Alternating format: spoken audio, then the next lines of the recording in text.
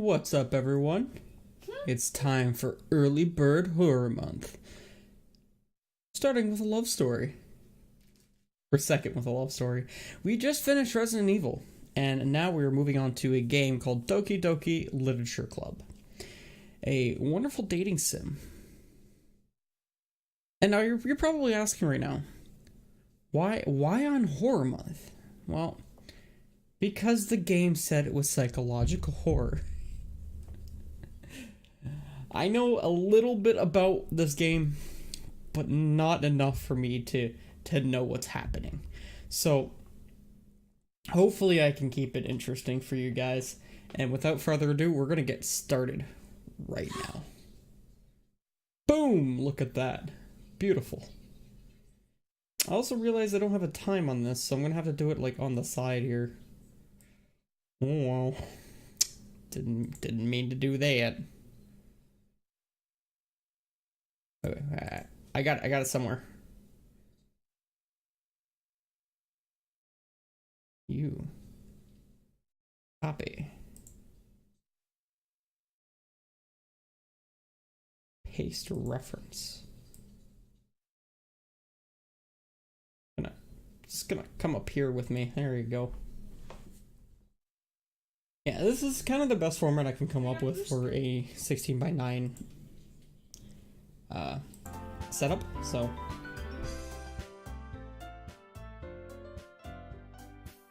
let's get started. This game is very, very bright and colorful. It makes little dingy sounds. Please enter your name. Ballad.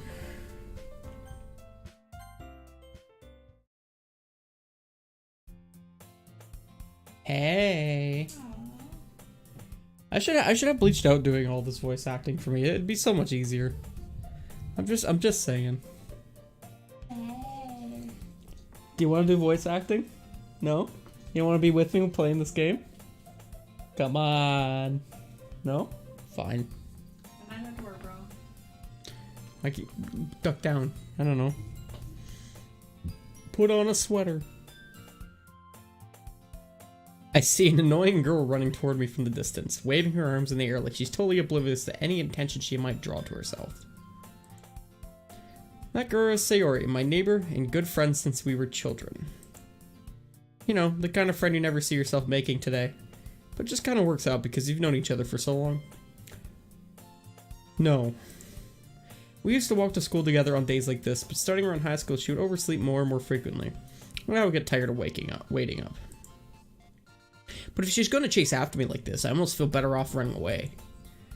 However, I just sigh and idle in front of the crosswalk and let Sayori catch up to me. I overslept again. But I caught you this time.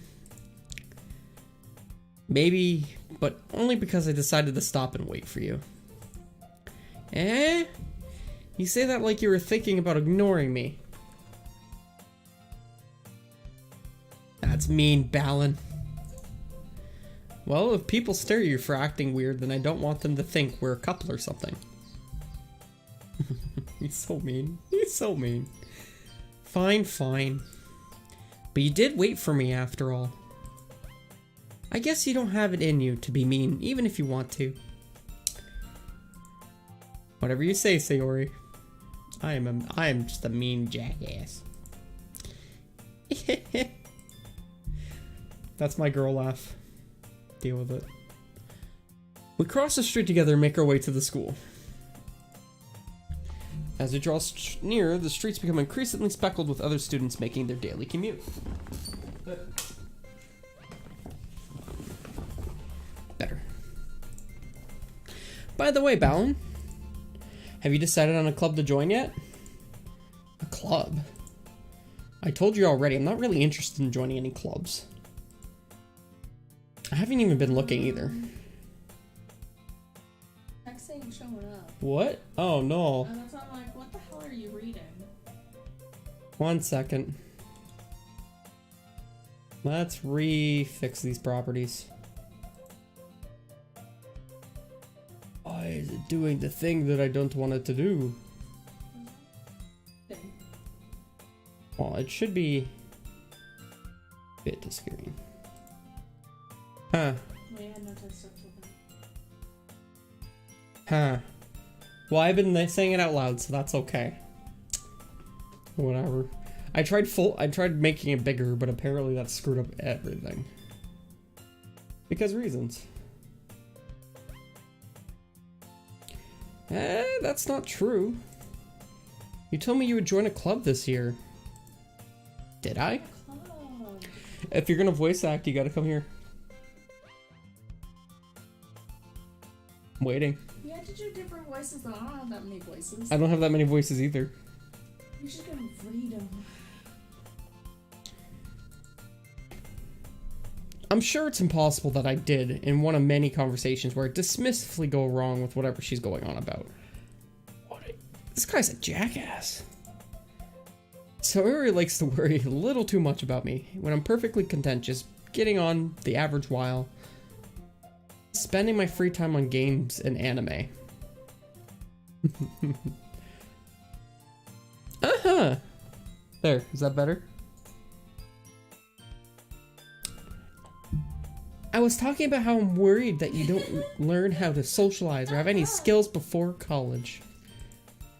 Are you ready to laugh at me? I'm gonna stop now. Oh, I liked it. No, I'm gonna stop now. You're like, aha. Because I don't know how to do a girl's voice. If you're gonna come voice act, you gotta come here. No. Then you can't make comments. Okay. Your happiness is really important to me, you know. I sound like a gay guy. And I don't know you're happy now, but I died at the thought of you becoming a NEET in a few years because you're not used to the real world. You trust me, right? They hear the snorking.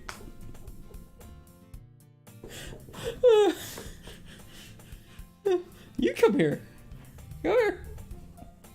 No, you can come here.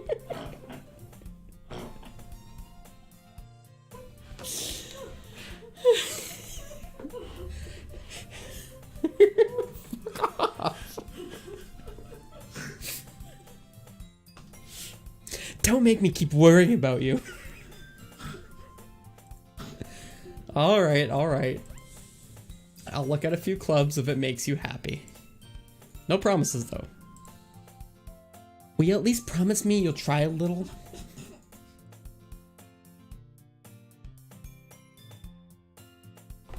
Do you hear yourself? Yes, I do hear myself. I'm talking. I sound like a gay guy.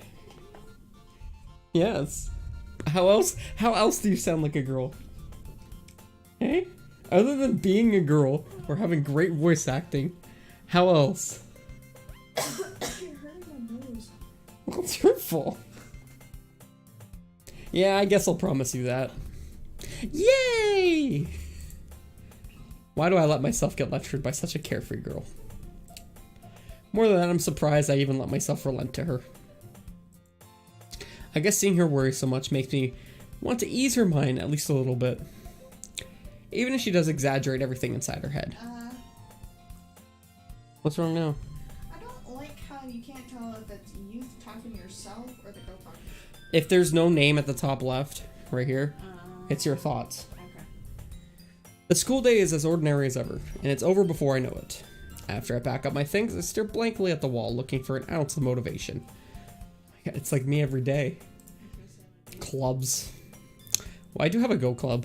I can't lie. Sayori wants me to check out some clubs. I guess I have no choice but to start with the anime club. Hello? Sayori? Sayori must have come into the classroom while I was spacing out. I look around and realize I'm the only one left in the classroom. Wow, this guy. You let Userbum do the job?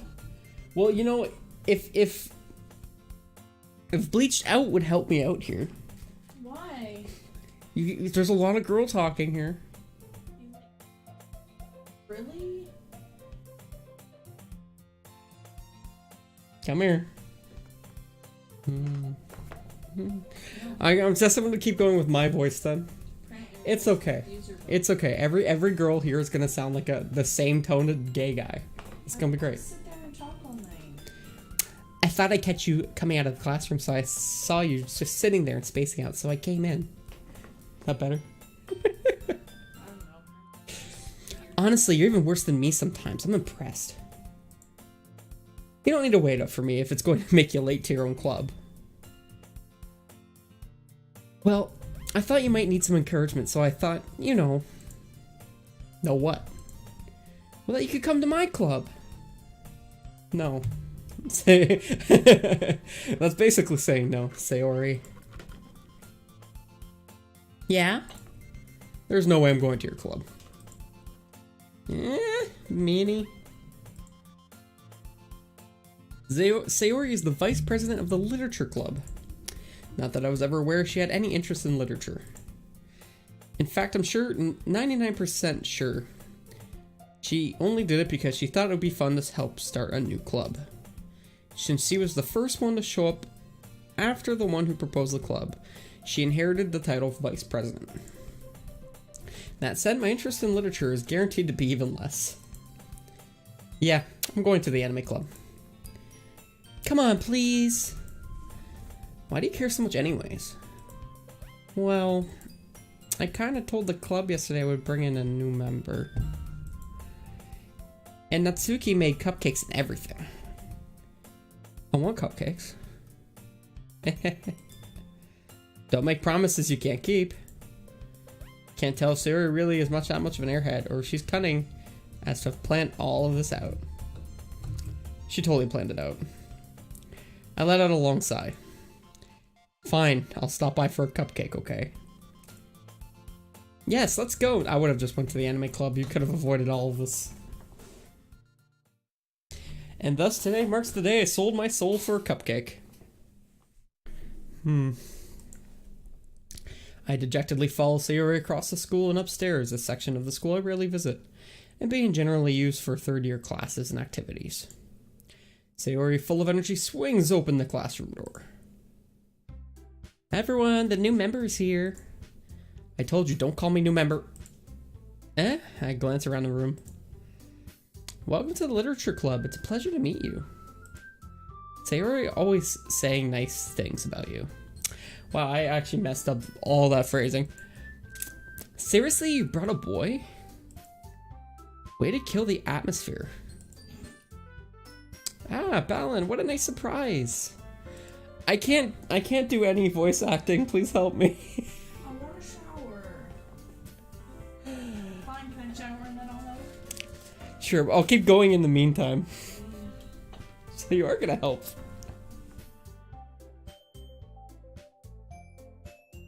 That's fine. All words escape me in this situation.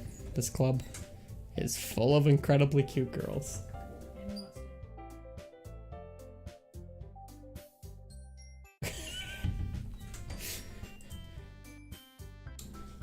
What are you looking at? If you want to say something, say it.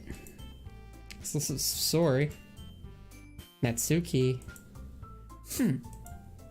The girl with the sour attitude, whose name is apparently Natsuki, is the one I don't recognize.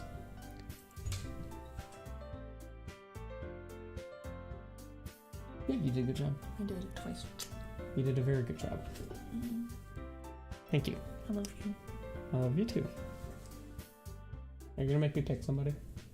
You're gonna make me pick. Is Catmaker's probably good? They're all whores. Because, being in a literature club makes you a whore. Want to read books? Might as well get a dick.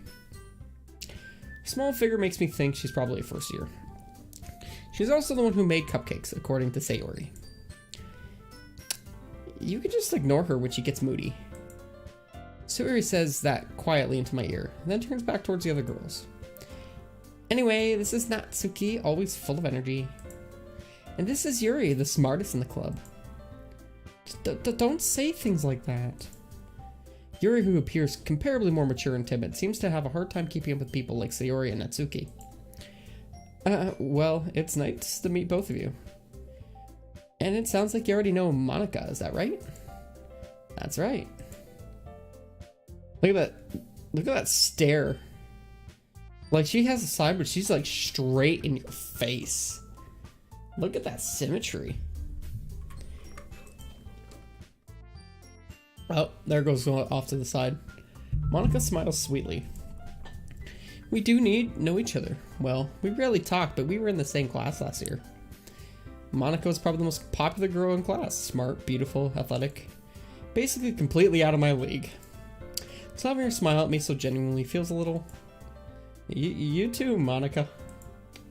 Come sit down, Balin. We made room for you at the table, so come... You can sit next to me or Monika. I'll get the cupcakes. Hey, I made them. I'll get them. Sorry, I got a little too excited. Now, how about I make some tea as well? Where did you get tea making equipment in a classroom? The girls have a few desks arranged to form a table. As Sayori mentioned, it's been widened so that there's one space next to Monika and one space next to Sayori. Natsuki and Yuri walk over to the corner of the room where Natsuki grabs a wrap tray and Yuri opens the closet. Still feeling awkward, I take a seat next to Sayori. Natsuki proudly marches back to the table, tray in hand. Okay, are you ready? Ta-da! Whoa! Natsuki lifts the foil off the tray and fills a dozen white fluffy cupcakes decorated to look like little cats. I want to see them. The whiskers are drawn with icing with little pieces of chocolate were used to make the ears. So cute! Kawaii! I had no idea you were so good at baking, Natsuki. Well, you know. Look at the tooth. That's damn snaggletooth. Just hurry and take one. Sayori grabs the first one, then Monika, then I follow. It's delicious. Sayori talks with a mouthful and has already managed to get icing on her face. I turn a cupcake around in my fingers, looking for the best angle to take a bite. Natsuki is quiet. I can't help but notice her sneaking glances in my direction. Is she waiting for me to take a bite? I finally bite down. The icing is sweet and full of flavor. I wonder if she made it herself. This is really good. Thank you, Natsuki. Why are you thanking me? It's not like I... Haven't I heard this number before? Made them for you or anything. Yeah, I thought you technically did, Sayori said. Well, maybe. Wow, she's a feisty one. I'm not a... But not for you, you dummy. Alright.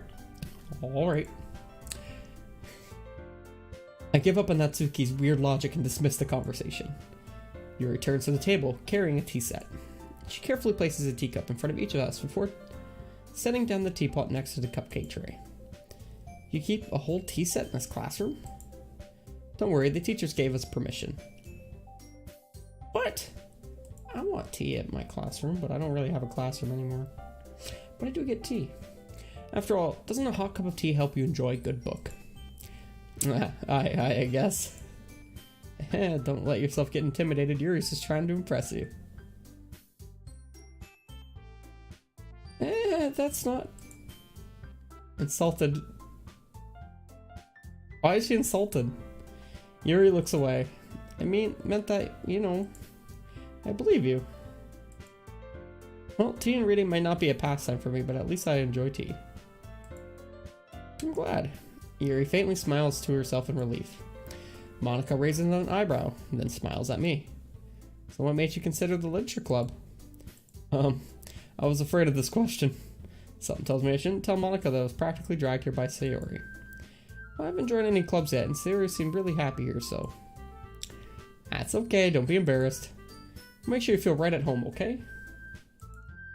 As president of the literature club, it is my duty to make the club fun and exciting for everyone. Monika, I'm surprised. How come you decided to start your own club?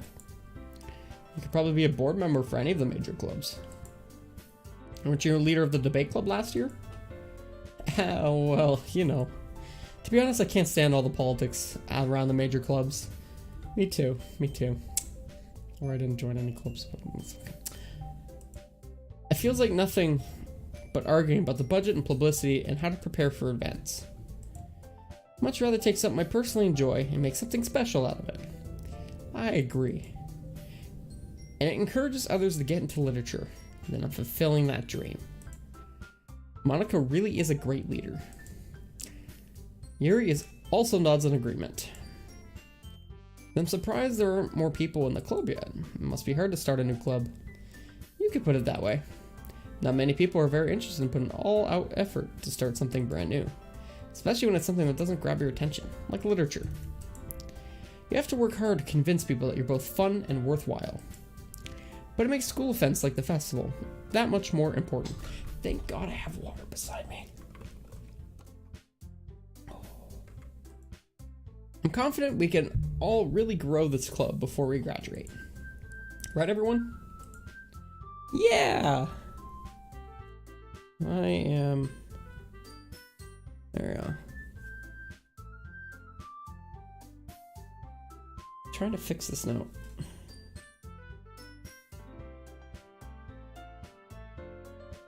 Okay.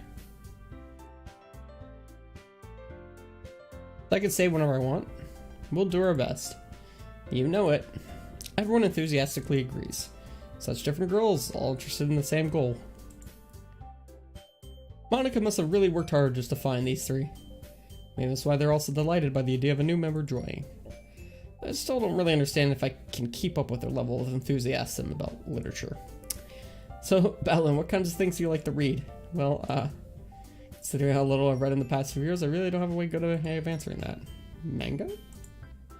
I muttered quietly to myself, half joking. Natsuki's head suddenly perks up. It looks like she wants to say something, but she keeps quiet.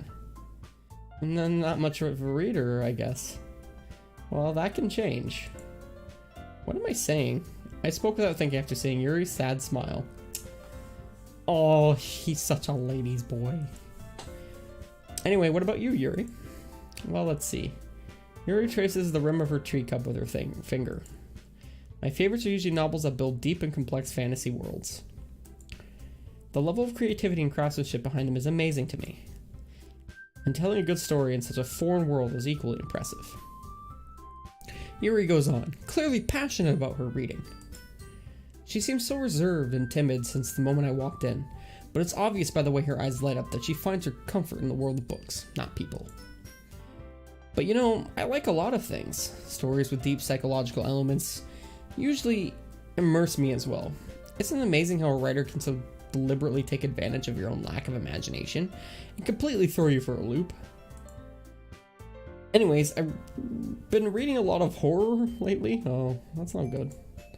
I read a horror book once. I desperately grasped something I could relate to at a minimal level. Yeah, he's definitely grasping. At this rate, Yuri might as well be having a conversation with a rock. Yeah. Really, I wouldn't have expected that, Yuri. For someone as gentle as you, I guess you could say that. But if a story makes me think or takes me to another world, then I can't really put it down. Surreal horror is often very successful at changing the way you look at the world, if only for a brief moment. Oh, I hate horror. Oh, why is that? Well, Natsuki's eyes darted over to me for a split second. Will you stop looking at me? Never mind. That's right, you usually like to write about cute things, don't you, Natsuki? What? What gives you that idea? You left a piece of scrap paper behind the last club meeting. Looked like you were working on a poem called... Don't say it out loud. And give that back. It's like, I want to treat her like a gremlin. Hey, your cupcakes, your poems. Everything you do is just as cute as you are. Sayori slides up behind Natsuki and puts her hands on her shoulders. I'm not cute.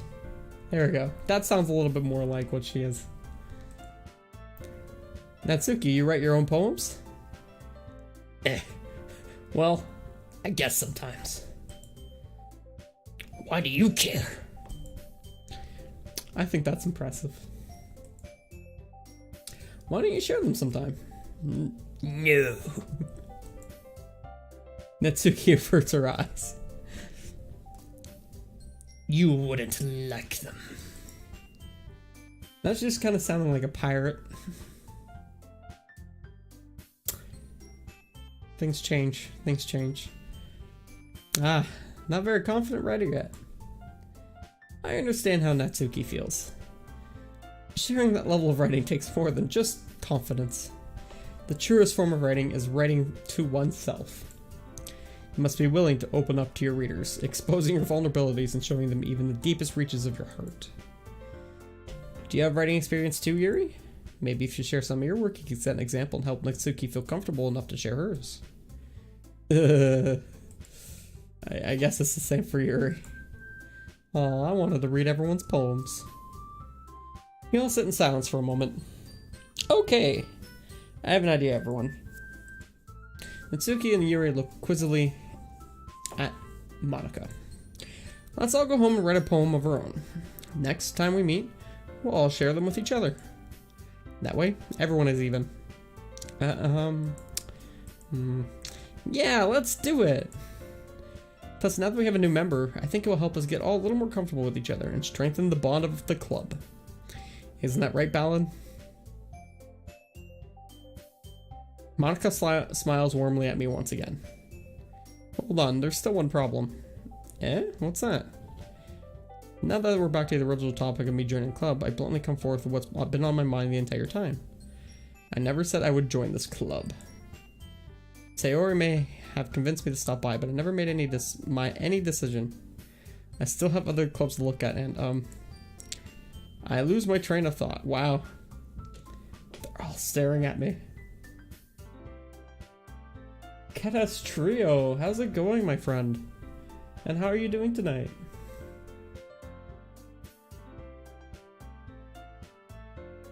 All four girls stare back at me with dejected eyes.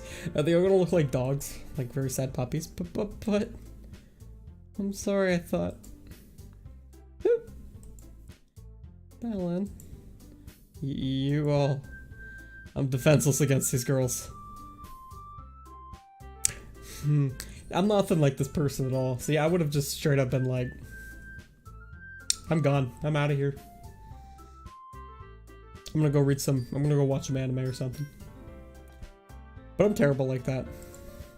How am I supposed to make a clear-headed decision when it's like this? As if writing poems is the place I need to pay in order to spend every day with these beautiful girls. Right. Okay, I've decided then. I'll join the literature club. One by one, the girls' eyes lighten up. Yes, I'm so happy.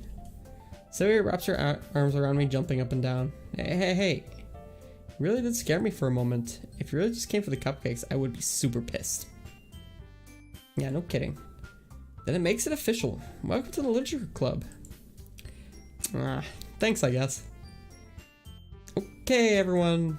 I think with that, we can officially end today's meeting on a good note. Everyone remember tonight's assignment?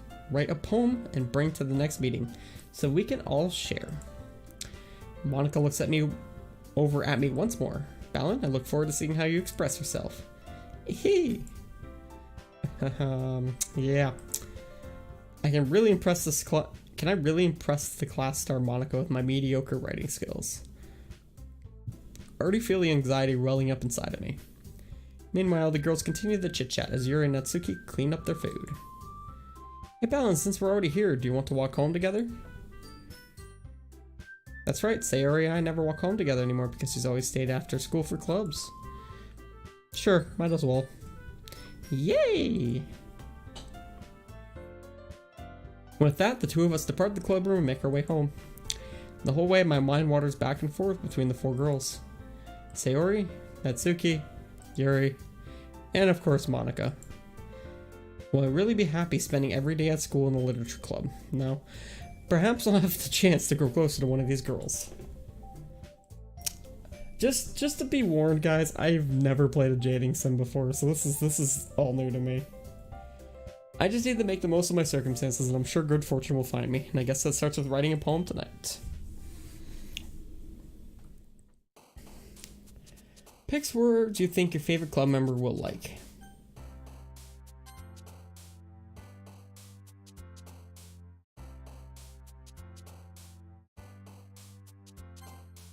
Okay, I'm gonna save now.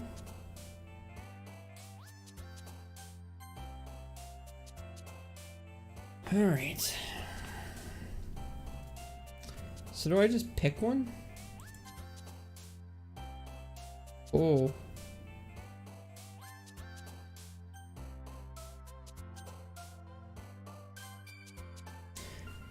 Okay. So who do we want to impress? So are we supposed to pick a girl at this point?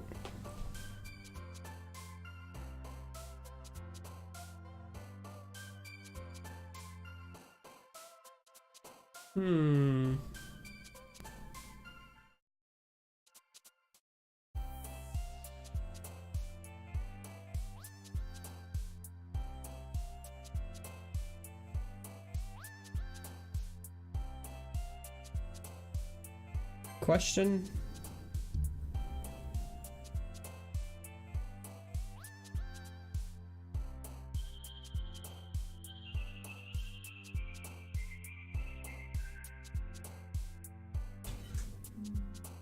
I'm supposed to make a poem. Help me. I don't know how to. This is making me choose words.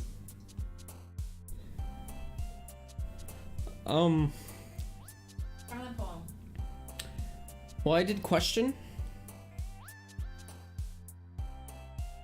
I have no idea what kind of poem. It has 2 out of 20, so I'm supposed to pick a whole bunch of things. Let's go with Friends, because I like Friends. Fester? I didn't pick Sticky.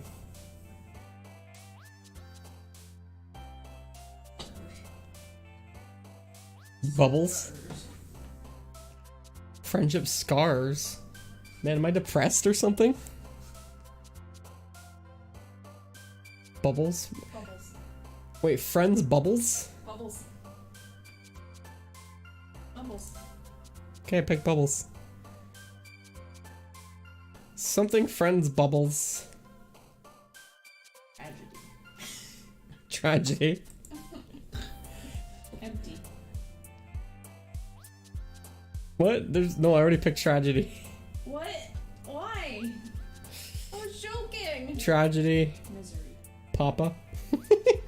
Out. Pout? Don't pick it. I'm gonna pick it. I already picked it. Rainbow. Yeah, rainbow. Wait, does somebody cheer on the right here, depending on what you pick? Rainbow Kitty. A puppy. Okay, so yeah, depending on what you pick, the person who likes the word will hop up on the left. Why? I think that's how it goes, because It's broken. you get something like ambient, and then she jumps up. Ambient is like a adjective. Ambient inferno. Ribbon.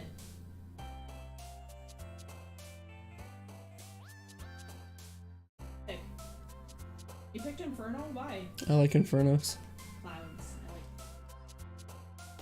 Inferno clouds. Oh man. We got a hell of a thing going on here. Disoriented.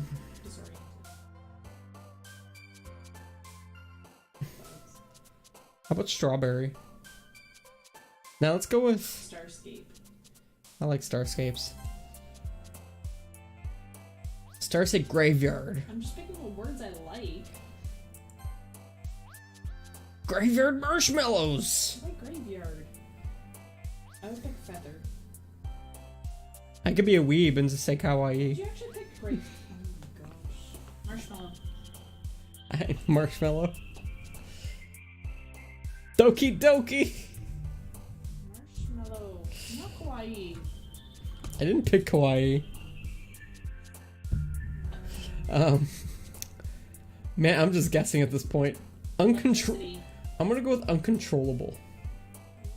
I want uncontrollable. Extreme. Uncontrollable. Uncontrollable blah blah blah. Email? Uncontrollable email. Fluffy. Uncontrollable Fluffy. email nightgown. Fluffy, why email? Because I wanted email. Fluffy. I want to go with imagination. Ooh, fireworks. I like imagination. Fireworks. Why fireworks? This is not your game, it's my game. No, it's free. Okay. No.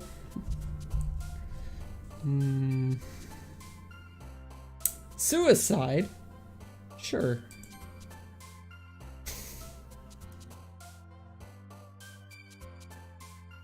After image? Oh my. You are already dead. Wait, suicide climax? Determination.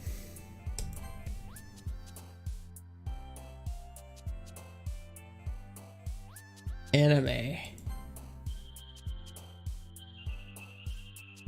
I totally picked it.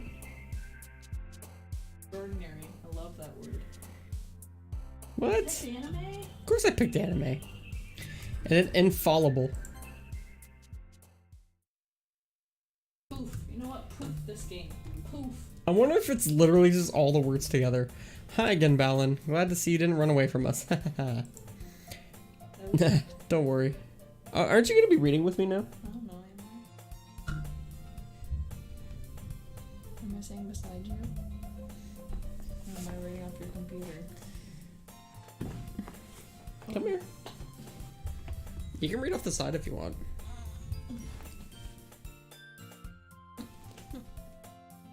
Do you want in the cam? No. No? I'm okay without. Okay. I just can't see. Alright, so let's do this a little bit. Okay. Nah, don't worry. As long as I'm okay with this. Yeah, okay. Baby shrink. This might be a little strange for me, but at least I keep my word. Well, I'm back at the literature club. I was the last to come in, so everyone else is already hanging out. Yeah, but I don't know the story. She said, hey, go make a poem for everyone to share. So everyone made a poem. Thanks for keeping your promise, Balin. Don't you like my girl's voice? I hope this isn't too overwhelming of a commitment for you. Like pushing her boobs out. Ooh. Making you dive headfirst into literature when you're not accustomed to it. Why don't you do that?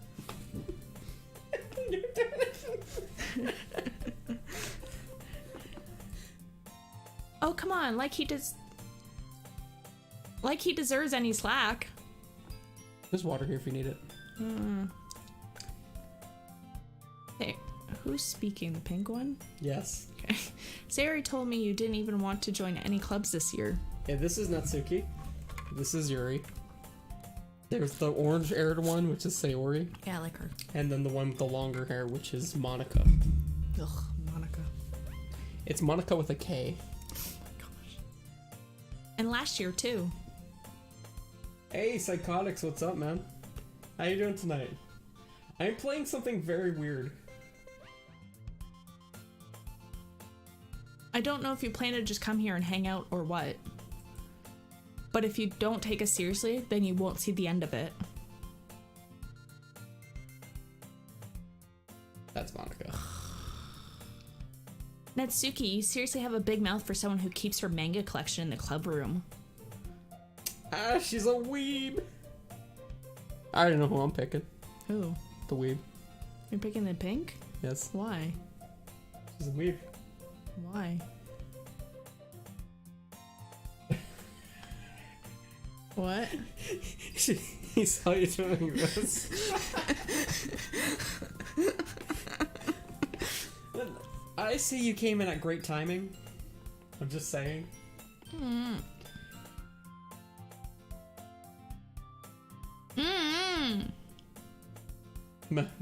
I think it's Natsuki finds herself stuck between saying Monica and manga. Wow. Manga is literature. Couldn't say that with a straight face. She doesn't choke though. She chokes. Manga is literature. I can't say it with a straight face. You want to know the music? There's music? Yes. It's literally been the same song the entire time. Here you go.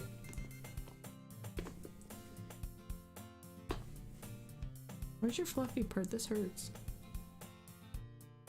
Well, you gotta come to my right if you want to get this one. Yeah, but this... It fell off at some point. That hurt. It doesn't hurt that much. Get used to it. What happens when I bought $20 headphones that Don't worry. they work? Does the same thing. Stop with nothing on. LOL. Unfortunately, we're on a webcam right now. That makes things a little harder to do. So swiftly defeated, Natsuki plops back into her seat. Don't worry, guys. Balin always gives it his best as long as he's having fun. He helps me with busy work without me even asking. I don't like this English. English. It's not English. Like cooking, cleaning my room. How dependable. Wait a second. I go clean up a girl's room all the time? Maybe I am already dating her. Why are you already dating her? Well, I cook for her and I clean her room. You don't clean my room. Got a lot of innuendos. Sayori, that's because your room is so messy it's distracting. And you almost set your house on fire once. You do it, I don't. Is that so? He. She's sweating a little bit. You two are really good friends, aren't you? You make the quiet one I the hate her. sarcastic bitch. She's a sarcastic bitch. Quiet ones are sarcastic bitches. Well, she doesn't sound sarcastic. Oh my god. Just because someone paints you that way doesn't mean she's actually that way. I might be a little jealous. Okay, that kind of fit it, but just... He understands. He's just laughing How at come? her. You and Balin can become good friends too. Are we good friends? No. We sleep together. He said something. Ooh. Okay, what is a cinnamon roll vegan bar? That is...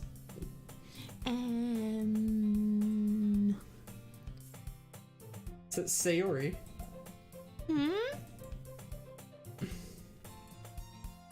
As usual, Sayori seems oblivious to the weird situation just put me into.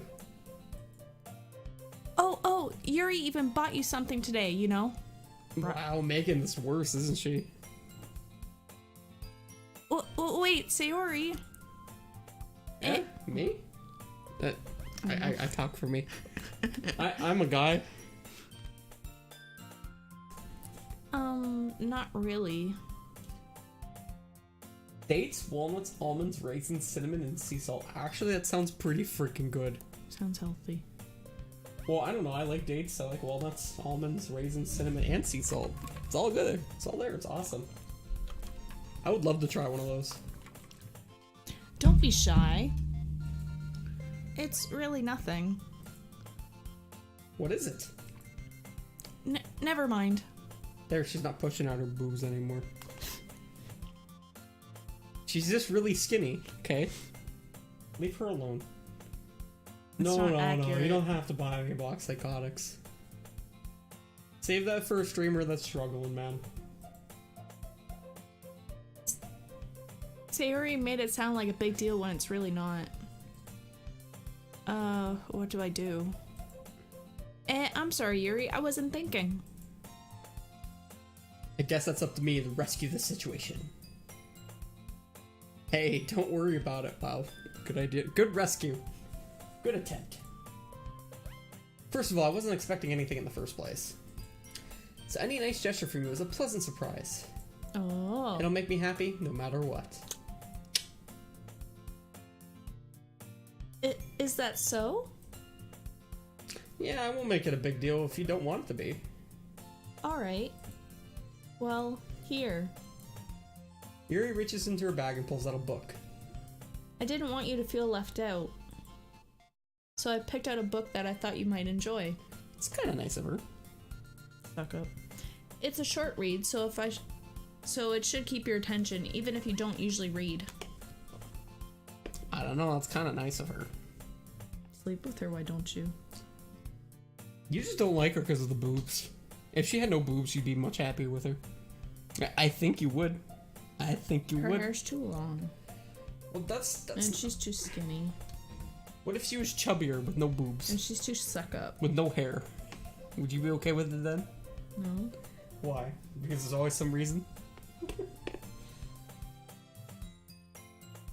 And we could, you know, discuss it if you wanted.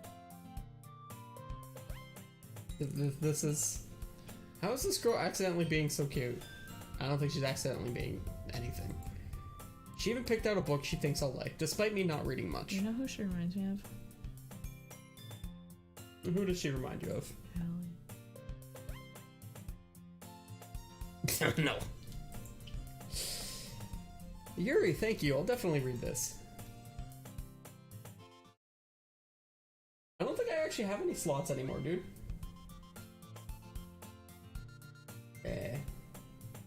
Is it still my... Well, something Ooh, happened. I actually do have slots. Something happened. I enthusiastically take the book. Did he lose it? He lost it all. Phew. Phew. Me. Whoops. Well, you can read it at your own pace. It's gonna take me all year. I look forward to hearing what you think. Now that everyone's settled in, I expected Monica to kick off some scheduled activities for the club.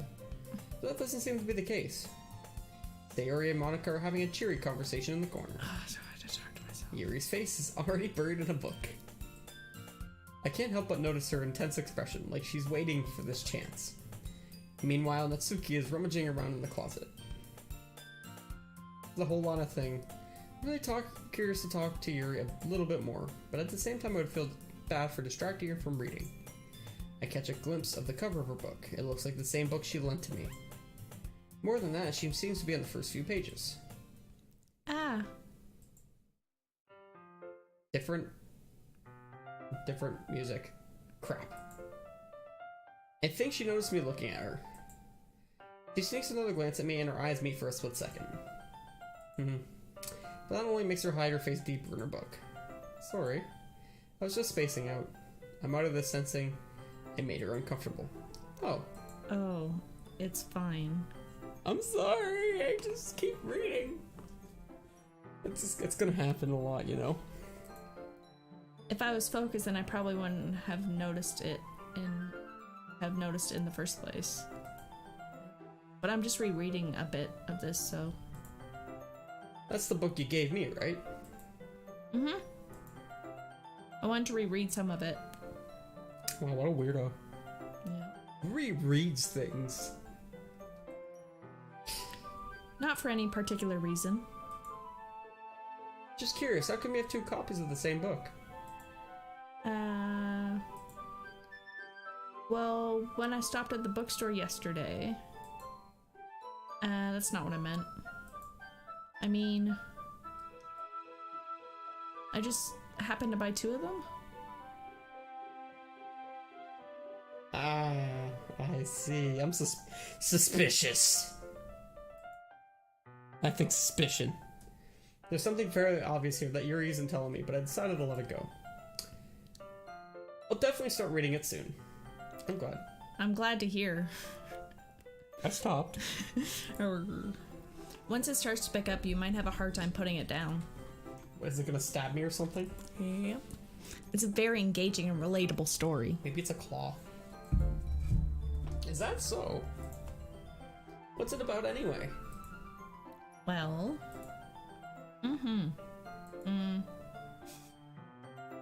Yuri closes the book and scans her eyes over the back. The book is titled Portrait of Markov. I don't think she read it. There's an ominous looking eye symbol on the front cover. Alright. I just wanted to make sure I don't accidentally give anything away. I think she's lying. Basically, it's about this girl in high school who moves in with her long-lost younger sister. But as soon as she does so, her life gets really strange. Tentacles. She gets targeted by these people who escaped from a human experiment prison. Holy shit. See, I thought this would have been a lot more cutesy, but man, she went dark. And while her life is in danger, she needs to desperately choose who to trust. No matter what she does, she ends up destroying most of her relationships, and her life starts to fall apart. That's kind of dark, isn't it? You really made it sound like it was going to be a nice story, so the dark turn came out from nowhere. Ha ha ha ha. That's 3 has. There's only 2. Is she laughing, or was she... Okay. Yuri gently giggles all of a sudden. Are you not a fan of that? Are you not a fan of that sort of thing, Balin? Your face. Just keep reading. No, it's not that. I mean, I could definitely enjoy those kinds of stories, so don't worry. That's for sure, Berserk. I hope so. I like dark stories. Berserk is awesome. Yeah, I totally forgot that Yuri's into those things. She's so shy and reclusive on the outside, but her mind seems to be completely different. It's just that those kind of stories, they challenge you to look at life from a strange new perspective. When horrible things happen, not just because someone wants to be evil, but because they have their own goals or their own philosophy that they believe in. And suddenly when you thought you related to the protagonist, they're made out to be the naive one for letting their one-sided morals interfere with the villain's plans. I'm rambling, aren't I? Not again. Was she really rambling? That was like 3 sentences. I'm sorry. Okay, my rambles last like 2 hours, so I don't know where she's coming from. Hey, don't apologize. I haven't lost interest or anything. Well, I guess it's alright then. But I feel like I should let you know that I have this problem.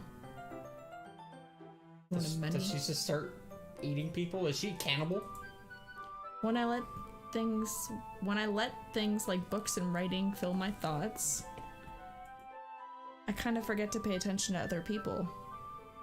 Oh, she's just one-way track, that's fine. So I'm sorry if I end up saying something strange. And please stop me if I start talking too much. I really don't think you need to worry. This means you're passionate about reading. The least I can do is listen. It's a literature club after all. Ah. That's true. In fact, I might as well get started reading it, right? You don't have to. It's like the only book I have. What are you saying? Just a moment ago you said you were looking forward to it. Yeah. Just let me get the book. I quickly retrieved the book that I had put into my bag. Alright, it's fine if I sit here, right? I slip into the seat next to Yuri's. Ooh, what a manly man. You're gonna touch her, aren't you? What a ladies' man. Ladies, man, get the fuck away from me. What a ladies' man. Ah! I think it's more like ah. Ah! Yeah. Yeah. There we go. Are you sure? You seem a little apprehensive. I knew what I was saying. Okay. I'm sorry. It's not that I don't want you to. It's just something I'm not very used to. That is, reading in company with someone. I don't get it. I see. Well, just tell me if I end up distracting you or anything. Alright. I open the book and start the prologue. I soon understand what Yuri means about reading in company. So this if I can feel her presence over my shoulder as I read. It's not a particularly bad thing. Maybe a little distracting, but the feeling is somewhat comforting. Yuri is in the corner of my eye. What?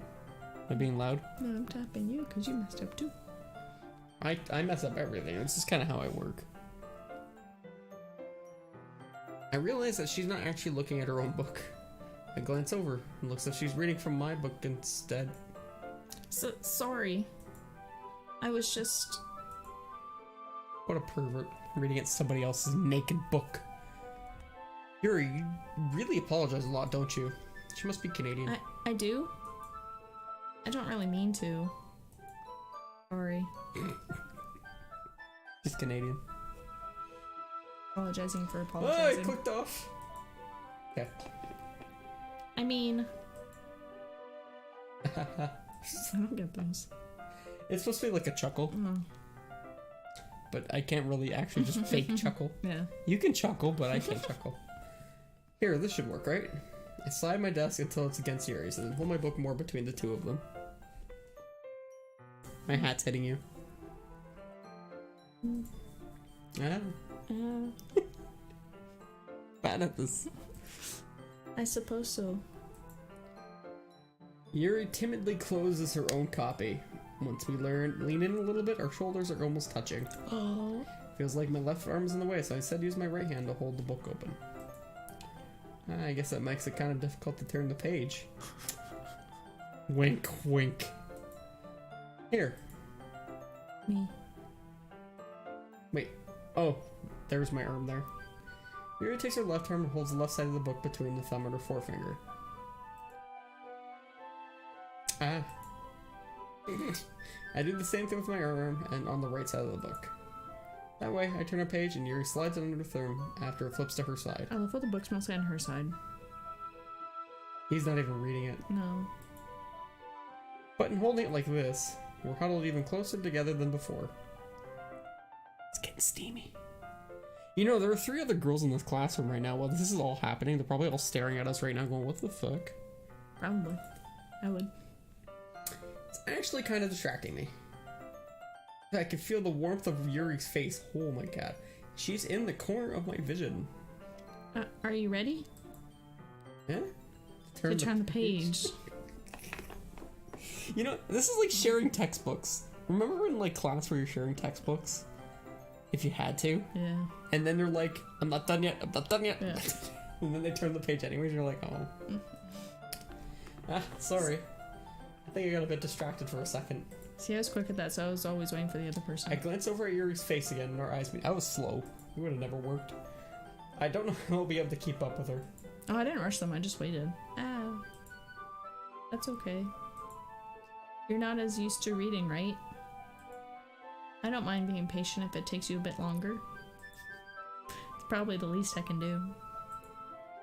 Since you've been so patient with me. Yeah. Thanks. We continue reading. Yeah, thanks. Yuri no longer asks me if I'm ready to turn the page. Instead, I just assume she finishes the page before me, so I turn it by my own volition. We continue the first chapter in silence. Even so, turning each page almost feels like an intimate exchange. My thumb gently letting go of the page, letting it flutter over to her side as she catches it under her own thumb. Hey Yuri. Might be a silly thought, but the main character kind of reminds me of you a little bit. You think so? How does she? Well, I guess she's more blunt in a lot of ways. But she also second guesses all the things she says and does. Like she's afraid she'll do something wrong. Not like I can see into your head or anything. But they're kind of reminiscent of some of your mannerisms. I see. You should just stop talking. Yuri remains silent for a moment.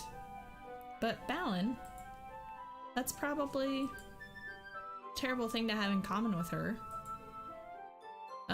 That's so embarrassing that you think that. Wait. Didn't mean in a bad way or anything. So I really don't know you're self-conscious about that sort of thing. Well, you literally met her yesterday. I don't understand this person. Dot, dot, dot. You want me to read it like that? No, I'm just messing. I guess it's more meant that it's kind of cute. Ah! What are you saying all of a sudden? Dot, dot, dot. Well, there's I. Dot, dot, dot. Okay, everyone. ... I think it's about time we share today's poems with each other. Oh god, that thing. We might not have enough time if we wait too long.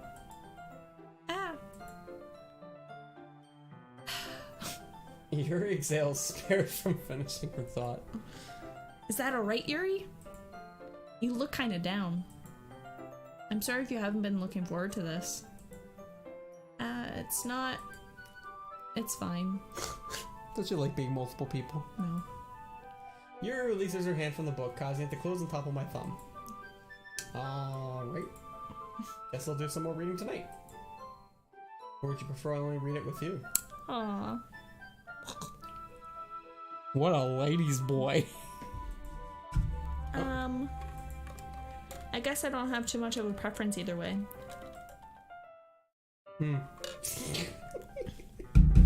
This is where I would walk away at this point. I mean, Conversation.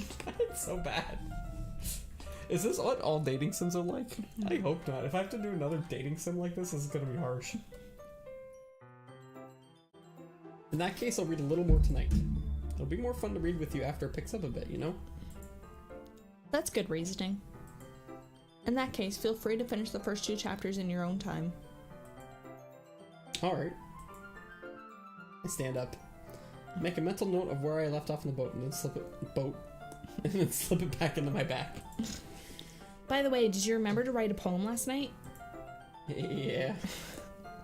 My realization ends.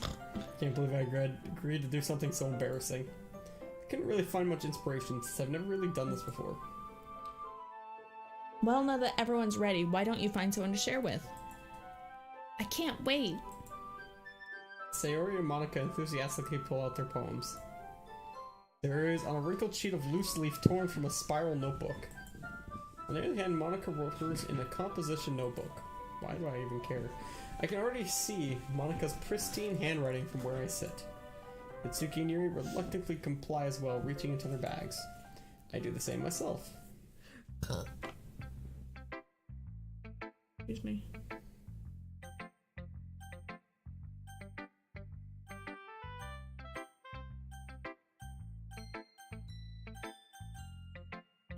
You're getting me pick. Well, okay. Should I actually try and get with somebody here? Or should I just like try and do it evenly out and just fail at everything? Well, Yuri had the weird moments. I'm gonna go with Natsuki. Because she's the one who hates me the most. I think it works out that way. I told Natsuki I was interested in her poems yesterday. It's probably only fair if I shared mine with her first. ... Mm-hmm. Well, it's about what I expected from someone like you. Yeah, there was a lot of death in it, wasn't there? That's a little blunt. Well, excuse me. It's not like I said it was bad. It just didn't evoke any emotions. But basically, it's not cute enough for your tastes. Oh wow, I'm just a jackass, aren't I? Do you want to get smacked? I'll pass. Well, anyway, I guess I need to show you mine. Not that you'll like it. Am I reading it? I'll read it. Okay. Eagles can fly, monkeys can climb, crickets can jump, horses can race, Can leave. owls can... Whatever. Owls can seek, cheetahs can run, eagles can fly, people can try, but that's about it. I like Huh. it. I like it. You like it? Yeah. Just because but that's about it. Yeah.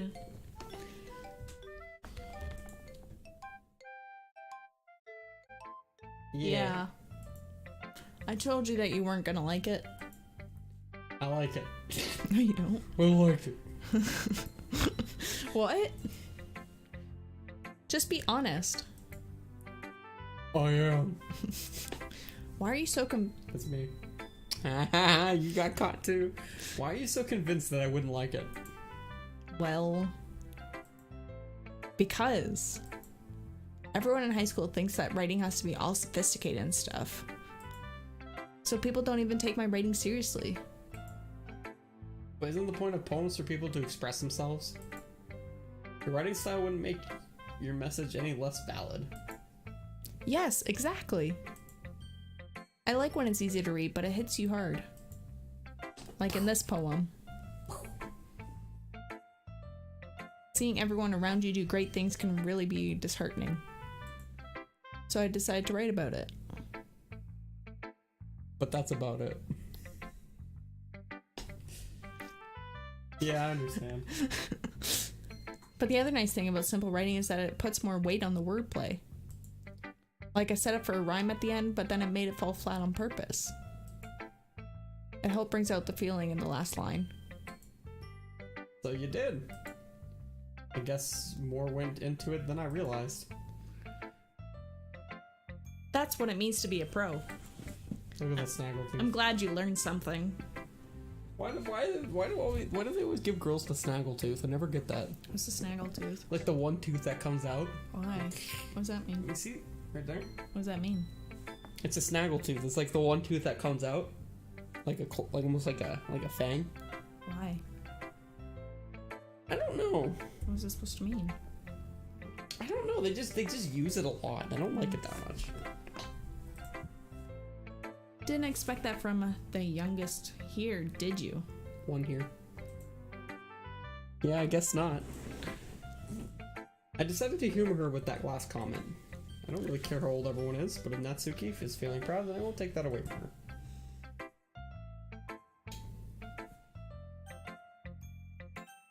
Let's go with Bleached Out's favorite and Monica.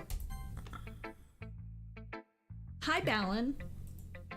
Having a good time so far? Do you know what's weird? She's the only one who stares straight into the screen. The other ones are always on the side, Yeah. or she's just straight in there, like symmetrical. Ah, yeah. Good, glad to hear it. By the way, since you're new and everything, if you ever have any suggestions for the club, like new activities or things we could do better, I'm always listening. Don't be afraid to bring things up, okay? Alright, I'll keep that in mind. Of course I'll be afraid to bring things up. Much better off just going along with the flow until I'm more settled in.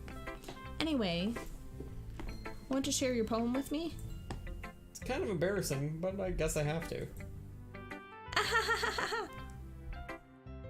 I love the fakeness of it all. It's so good. Don't worry, Balin. We're all a little embarrassed today, you know. But it's that sort of barrier that we'll all learn to get past soon. Yeah, that's true. I hand Monica my poem. Mm-hmm. Oh, it's mm-hmm. Mm-hmm. There's the explanation mark. Great job, Balin. I was going ooh in my head while reading it. Or Like- oh. Ooh or I think it's oh? ooh. Okay. Ooh. It should have been like an OU. Ooh. It's really metaphorical. Did they put marshmallows in it? I'm not sure why, but I didn't expect you to go for something so deep. Sure. Graveyard. I guess I underestimated you. Yeah, I guess deep as a graveyard, right? It's easiest for me to keep everyone's expectations low. That way I counts when I put in stuff. Oh, this sounds a bit like Willish now, doesn't it? I was thinking you. Really? I keep people's expectations low? Oh. Actually, I kind of do that. I'm pretty good at that. That's not very fair. Well, I guess it worked anyway. You know that you're like this kind of writing, right? Writing that's full of imaginary and symbolism. Imagery. Imagery and symbolism. Symbolism. Symbolism. Symbolism. Unlike Sayori, who likes using simple and direct words to describe happiness and sadness. Yeah, I don't want to show anything to her. Yuri likes it when readers are left to derive their own meaning out of it. Very challenging to write like that effectively. Both allowing people to get something out of it just by feel. Talks too much. Or letting them deeply analyze all the nuances. Hey, Big Fish, what's up, man? It could take years of practice, which I'm assuming Yuri has at this point. I never really asked though. I'm sure I'm nowhere near her level yet.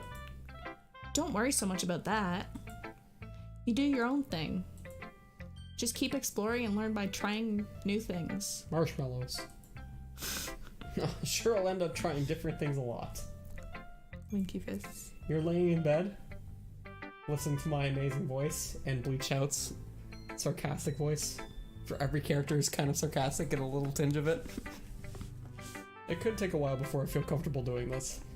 That's okay. I love to see you try new things. Me too. That's the best way to find the kind of style that suits you. Everyone else might be a little biased toward their own kinds of styles, but I'll always help you find what suits you the most. So don't force yourself to write the way everyone else wants you to write. Stop talking. It's not like you have to worry about impressing them or anything. Not that. No. Am I supposed to read her poem? Anyway, do you want to read my poem now? I was actually wanted to ask you about building a computer. You want some advice? Wait till you get your first paycheck at least, man. Relax for a little bit. Don't worry, I'm not very good. You sound pretty confident for someone who claims to be not very good. Well, that's because I have to sound confident. That doesn't mean I always feel that way, you know? The thing about building a computer, Big Fish, is you gotta just research, man. It's not even me that can tell you what's good. You gotta do the research yourself. Research the websites, get reviews, find out what kind of computer you want to have. Sometimes you don't need to have the top of the line to get something that's good. Yeah, you just gotta look at the games you play and what graphics they need. Right. And like if you're going for the top of the line games and going for the ultra graphics, obviously you're gonna need to put the money in. But if you don't care so much about getting ultra high graphics on everything, and you play a lot of like indie games or League of Legends for the rest of your life, you're gonna want to do. You don't really need anything all that powerful. You just need something solid. I see. Well, let's read it then. I'm gonna go Blistex. Oh. Have fun with that. Oh, it's long. I'm gonna drink some water.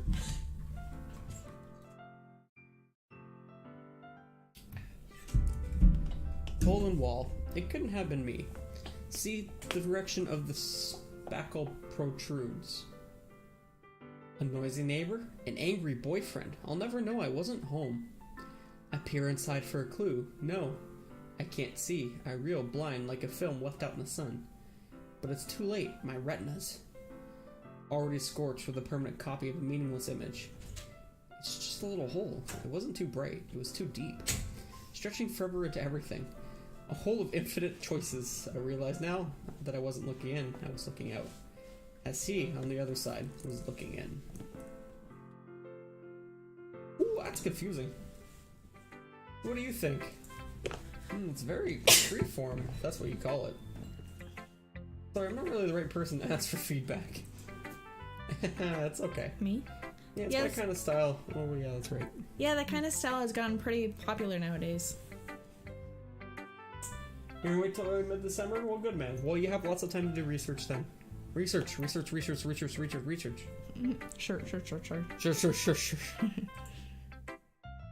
That is, a lot of poems have been putting emphasis on the timing between words and lines.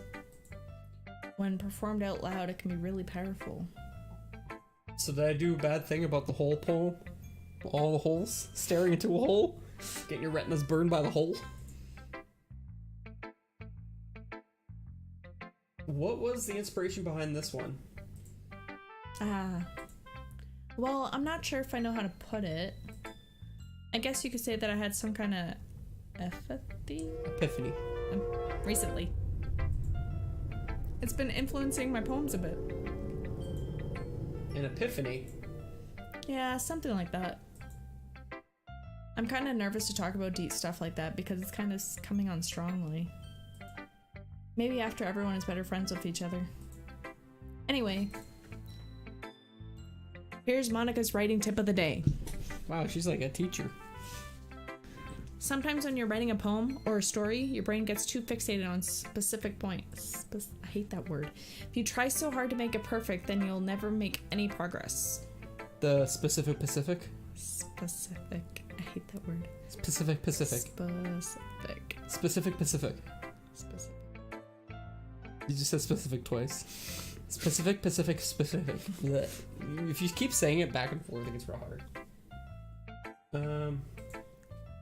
Just force yourself to get something down on the paper and tidy it up later. Force yourself. Another way to think about it is this. If you keep your pen in the same spot for too long, you'll just get a big dark puddle of ink. Like a hole. So just move your hand and go with the flow. And then you're gonna look into the hole. That's my advice for today. Holes. Thanks for listening. Okay, so she said Yuri would like it, so I guess I should show it to her next. ... Wow, she just went straight to the poem, eh? You're like, As Yuri reads the poem, I notice her eyes lighten. exceptional. Eh? What was that? Eh? Did I say that out loud?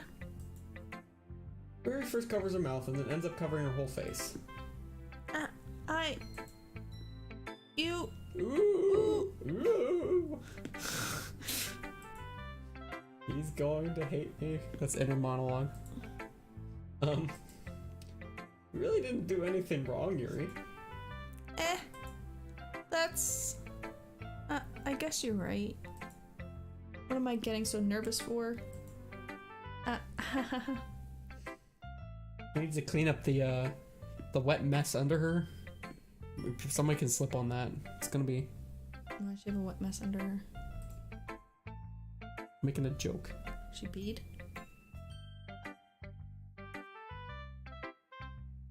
Yuri takes a breath. So, what kind of writing experience do you have? Your use of imagery and metaphors indicates you've written a lot of poetry before. I use as many big words as possible, like marshmallows and graveyards, and it works out perfectly. Really? Wow, that's a huge compliment coming from you. This is actually my first time, really. Huh? Yuri stares at me blankly, and then looks at my poem again. ... Well, I know that. I just meant, Yuri trails off, unable to find an excuse. She traces her finger along the words in the poem, as if breaking it down more thoroughly. Yeah. Okay. This is the reason I was able to tell. It's just that there's Specific. writing habits that are usually typical of new writers. Oof. Oof. Although probably want to avoid buying one. Well, you know what? If you really want to buy one pre-built from Best Buy, like on a sale or something, it's not so bad. I think they're selling 1070s now, but they're kind of the cheap kind. 1070s can run League of Legends on high. Mine is a 980 and I can run it on Ultra, No. so That's what I'm saying. like... He doesn't even need a 1070. No, he definitely... Yeah, but he's saying if he gets a pre-built one, it has a 1070 in it, so he can play the other games, right? What other games does he play? Well, I don't know. He might want to play more games. And having been through that myself, I kind of learned to pick up on them. I think the most noticeable thing I recognized in new writers is that they try to make their style very deliberate. In other words, they tend to pick up a writing style separate from the topic matter, and they form-fit the two together. The end result is that both the style and the expressiveness are weakened. I read weekend. Once Yuri finds out her train of thought, it's as if her demeanor totally changes. Her stammering is completely gone. She sounds like an expert. Of course, that's not something you can be blamed for. There are so many different skills and techniques that go into writing even a simple poem. Not just finding them and building them, but getting them to work together is probably the most challenging part. It might take you some time, but it all comes with practice and learning by example and trying new things. I also hope that everyone else in the club gives you valuable feedback. Natsuki can be a little bit biased, though. Biased how? Well, never mind. I shouldn't be talking about people like that. You should be. Tell me. Sorry. Tell me. It's fine. I'm not sure if Yuri's apologizing to herself or me or Natsuki. Do you mind if I read your poem now? Please do. I'd love to share my thought process behind it. Yuri smiles dreamingly as if that's a rare opportunity for her. Which itself is kind of funny. After all, isn't this supposed to be the literature club? Okay, reading. Ghost under the light. The tendrils of my hair illuminate beneath the amber glow. Bathing. It must be this one. The last remaining streetlight to have withstood the test of time. The last yet to be replaced by the sickening blue-green lure of the future. Hue? Is that an H? Yeah. I bathe. Calm, breathing air as of the present but living in the past. The light flickers. I flicker back. You know what? This one probably sounds better than the other ones. But you kind of like the Natsuki one, eh? ... I'm sorry I have such terrible handwriting. It was pretty bad. I couldn't read some things. What? I wasn't thinking that at all. You I actually was thinking that. But it took you a long time to read. Nah. Well, I just don't read script very often. I actually think your handwriting is pretty. He's up just a lying little piece of shit, eh? That's a relief. Also, I like the poem. You didn't. Even though it was short, it was really descriptive. It wasn't too short? I usually write longer poems. Not at all. I'm really glad you liked it. So is everyone like a poem person here? I'll be honest. Since it's our first time sharing, I wanted to write something a little more mild. I wonder how dark it gets. Something easy to digest, I suppose. Are you into ghost theory? You? Actually, the story isn't about a ghost at all, Balin. Really? I must have totally missed the point. Well, I suppose you did only glance over it after all. No, I know nothing. I thought it was about a ghost. But I remember that poets often express their own thoughts, feelings, and experiences in their work. They usually do more than tell a simple story or paint a picture. I thought it was supposed to tell a story. That's why it's a poem. No? In this case, perhaps the subject of the poem was only being symbolically compared to a ghost, lingering in her last remaining place of comfort, unable to let go of the past, and soon to be left with nothing. That's a lot more solemn, putting it that way. I haven't thought of that. I hadn't even thought of that. That's impressive. It's nothing, really. Yours was impressive too, so... Nah. If anything, I could probably learn a thing or two from you. You think so? Yeah, of course. You know, I was really nervous about doing all this, but in the end, I enjoyed it. I'm going to keep doing my best for you, Balin. Yeah, have a good night, Big Fish. See you later, buddy.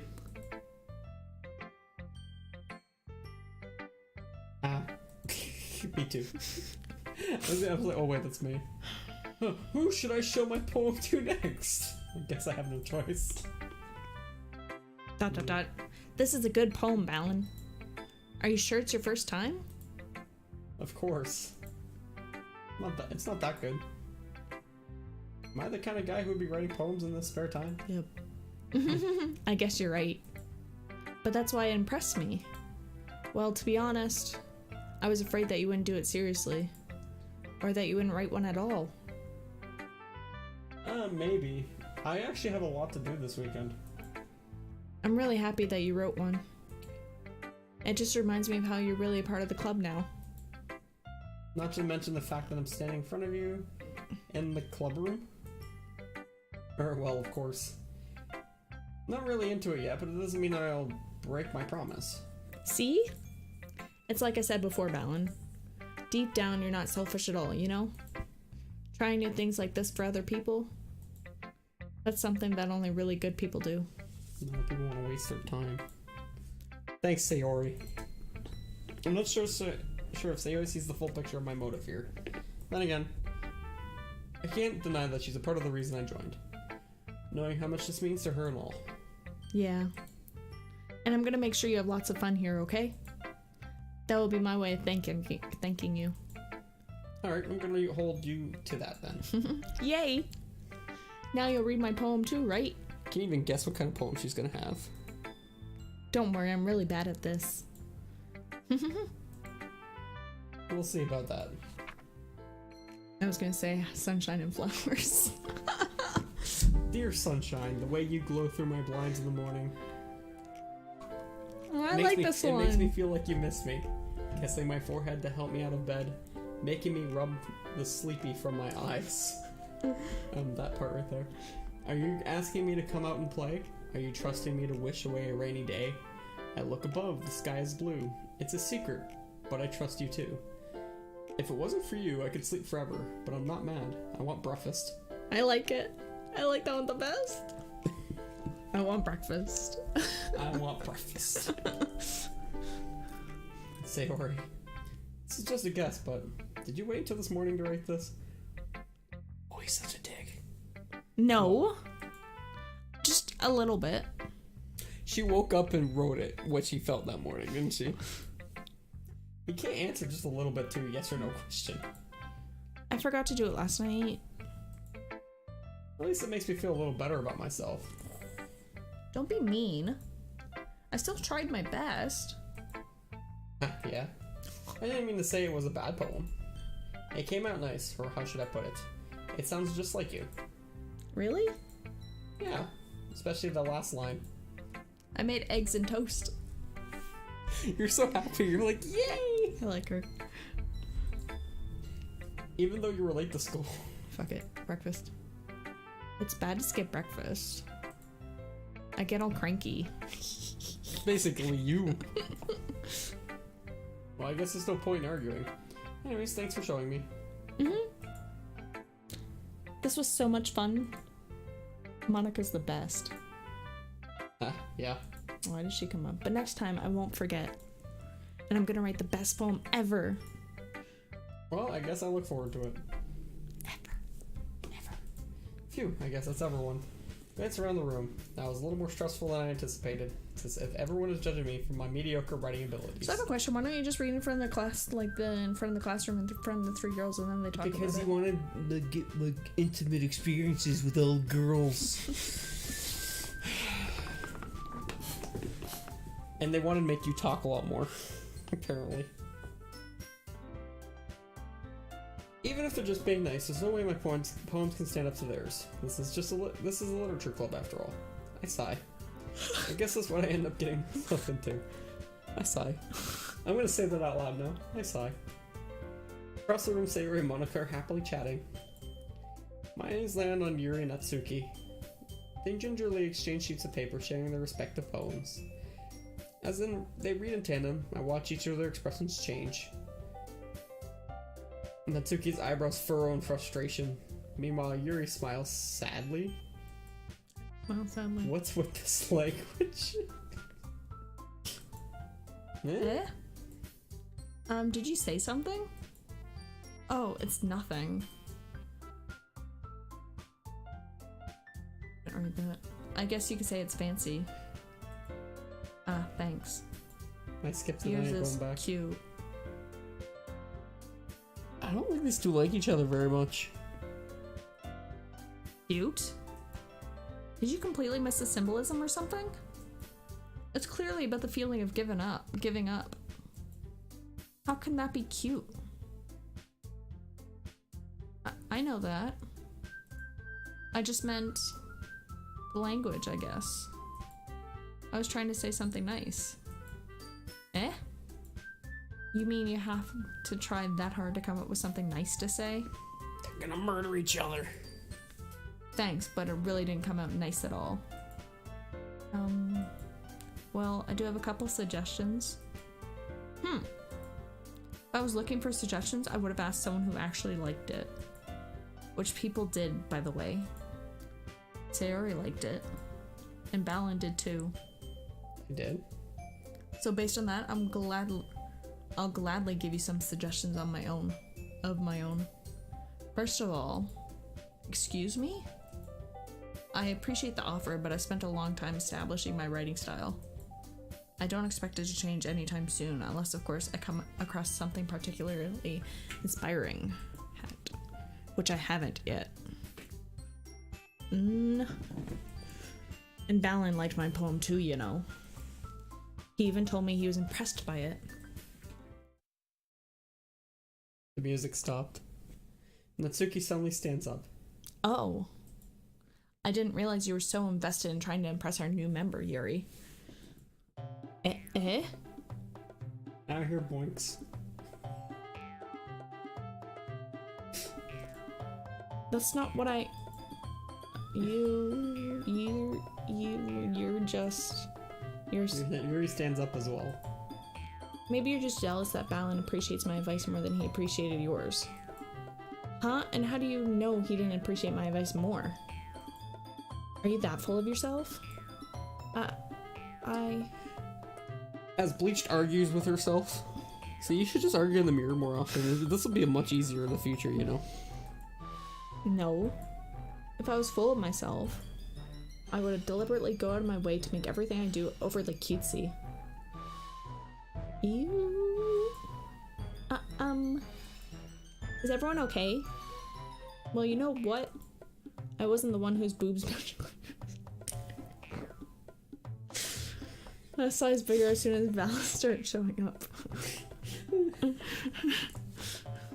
Natsuki! Did they get bigger? I can't tell. Natsuki, that's a little... This doesn't involve you. Oh, they're both yelling at her. I don't like fighting guys. Suddenly, both girls turn towards me as if they just noticed I was standing there. He should have just left. He should have left. Balin? She's just trying to make me look bad. That's not true. She started it. If she could get over herself and learn to appreciate the simple writings more effective, then this wouldn't have happened in the first place. What's the point of making all poems convoluted for no reason? The meaning should jump out of the reading, not force them to have to figure it out. Help me explain that to her, Balin. Well, wait. There's a reason we have so many deep and expressive words in our language. It's the only way to convey complex feelings and meaning the most effectively. Avoiding them is not unnecessarily limiting yourself, it's also a waste. You'd understand that, right, Balin? Well? How did I get dragged into this in the first place? It's not like I know anything about writing. Whoever I agree with will probably think more highly of me.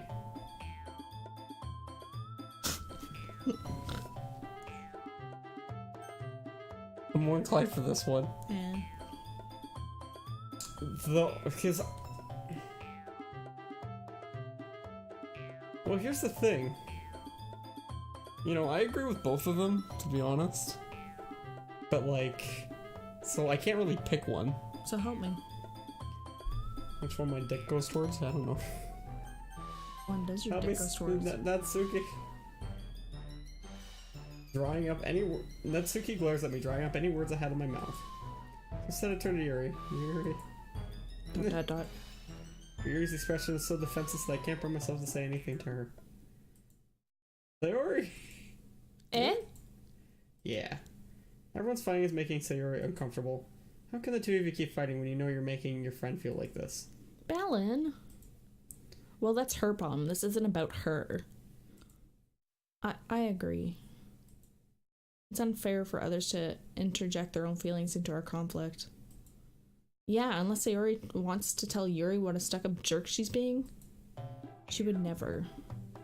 Okay, well now she's there, so we can leave the room now, right? It's your immaturity that made her upset in the first place. Excuse me? Are you listening to yourself? This is exactly why. Exactly why nobody likes... Stop! Underscore. I think that's a middle line. Natsuki, Yuri, you guys are my friends. I just want everyone to get along and be happy, like sunshine. My friends are wonderful people. And breakfast. I want breakfast. And I love them because of their differences. Natsuki's poems, they're amazing because they gave you so many feelings with just a few words. And Yuri's poems are amazing because they paint beautiful pictures in your head. Everyone's so talented. So why are we fighting? Because, well, also, Natsuki's cute and there's nothing wrong with that. And Yuri's boobs are the same as they always were. I feel like she'd be a person to point that out, eh? Big and beautiful.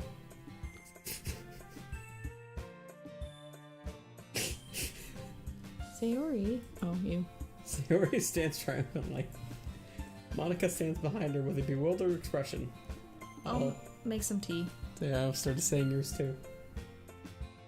Yuri rushes off. Mitsuki sits down with a blank expression on her face, staring at nothing.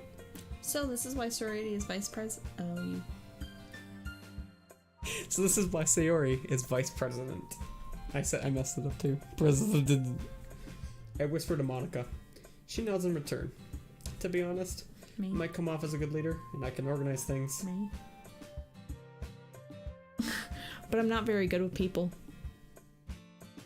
I couldn't even bring myself to interject. As president, that's kind of embarrassing of me. Nah. It's not like I can blame you. Man of many words. I wasn't able to say anything either. Well, I guess that just means Sayori's amazing in her own ways, isn't she? You could say that. She might be in her head, but sometimes it's weirdly suspicious that she knows exactly what she's doing. I want breakfast. I'm the right airhead. Cute earhead. I see. Take good care of her, okay? I bit my tongue. I would hate to see her get herself hurt. What is she, a child? That makes two of us. You can count on me. One's your child. Monica smiles slightly at me, causing my stomach to knot. Such a genuine person really does make a good president, regardless of what she says. If only I could get the chance to talk to her a little more. Okay, everyone. It's just about time for us to leave. How did you feel about sharing your poems? It was a lot of fun. Well, I'd say it was worth it. It was alright, well, mostly. Balin, how about you? Yeah, I'd say the same. Same. It was the neat thing to talk about with everyone. Awesome. In that case, we do the same thing tomorrow.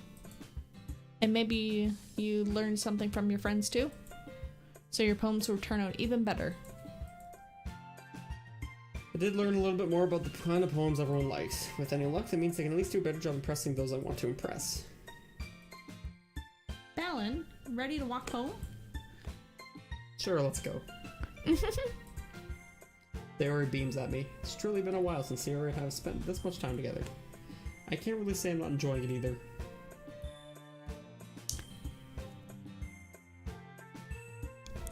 Sayori. Sorry, I had to... About what happened earlier. Oh, I was hoping I could just hit next. There you go. What do you mean? You know, between Yuri and Natsuki. Does that kind of thing happen often? No. That's really the first time I've seen them fight like that. I promise they're both wonderful people. You don't hate them, do you? No, I don't hate them. I just wanted your opinion, that's all. I can see why they'd make good friends with you. Phew. You know, Balin, it's nice that I get to spend time with you in the club. But I think seeing you get along with everyone is what makes me the happiest. And I think everyone likes you too. That was you. That's... You said it though.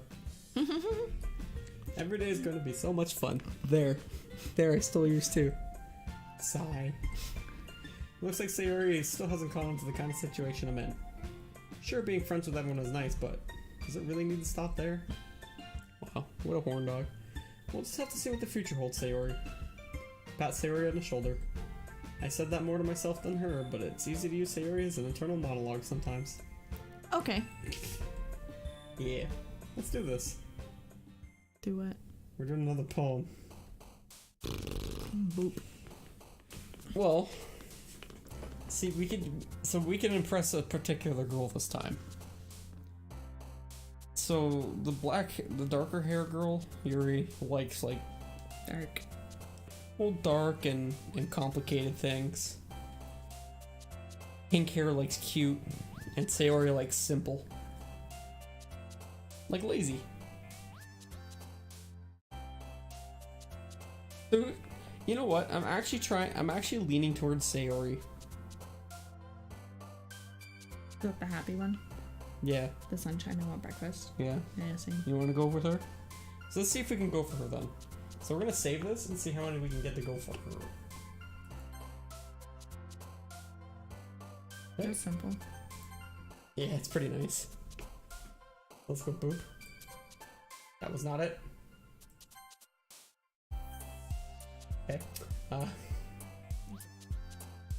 So I think she's just happy, right? Yeah. Yeah, so she's happy. Fun. We're getting there. Puppy. No, puppy's cute. Play. Marriage? Happiness. Sunset. Sunny. Summer. Giggle. I guess giggle. No. Damn it. Alright, well, we're at 4 out of 5 so far. We're leaning really towards this direction. Flower. Family? Got it. Alright, let's go with...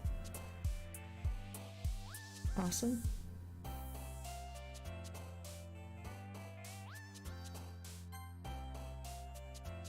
Good. Anime? She's not the anime one. I know she's the anime one. I don't know. Kiss? Is that cute? Yeah. Is that cute? Yeah. Hair. Your pick. She's simple. Bed. I think you're better at this than I am. You two are too much alike, so let's keep this going. It's fickle.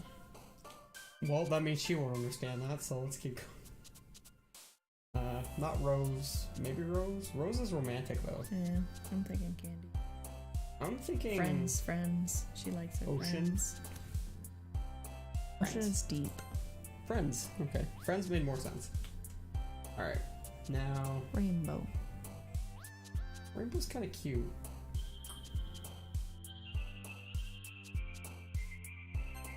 Oh, well, okay then. Well, you're the Sayori expert here, so... Wonderful. Warm. No. Childhood? I think childhood might actually be for her.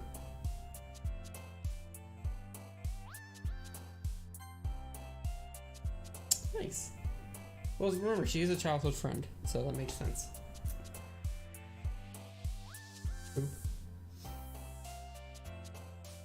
I think it's boop. Boop. That was No. not it. Oh well. So we got 2 for her and like 10 for her. We're doing pretty good.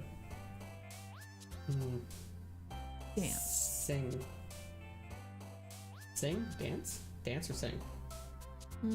Probably both would work, eh? Vanilla. Together. Cheer.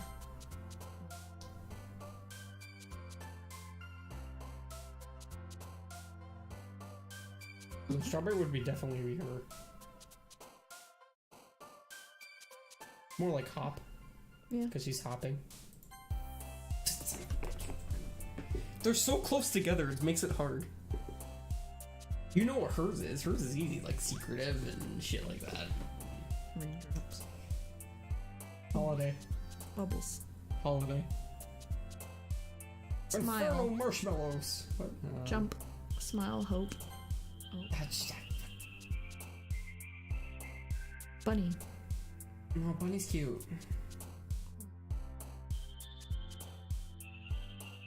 Peace. I thought it'd be peace. Okay. Yeah.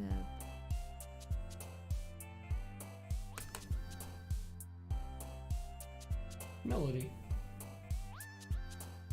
I thought... Okay, this is hard now. Silly? Yeah.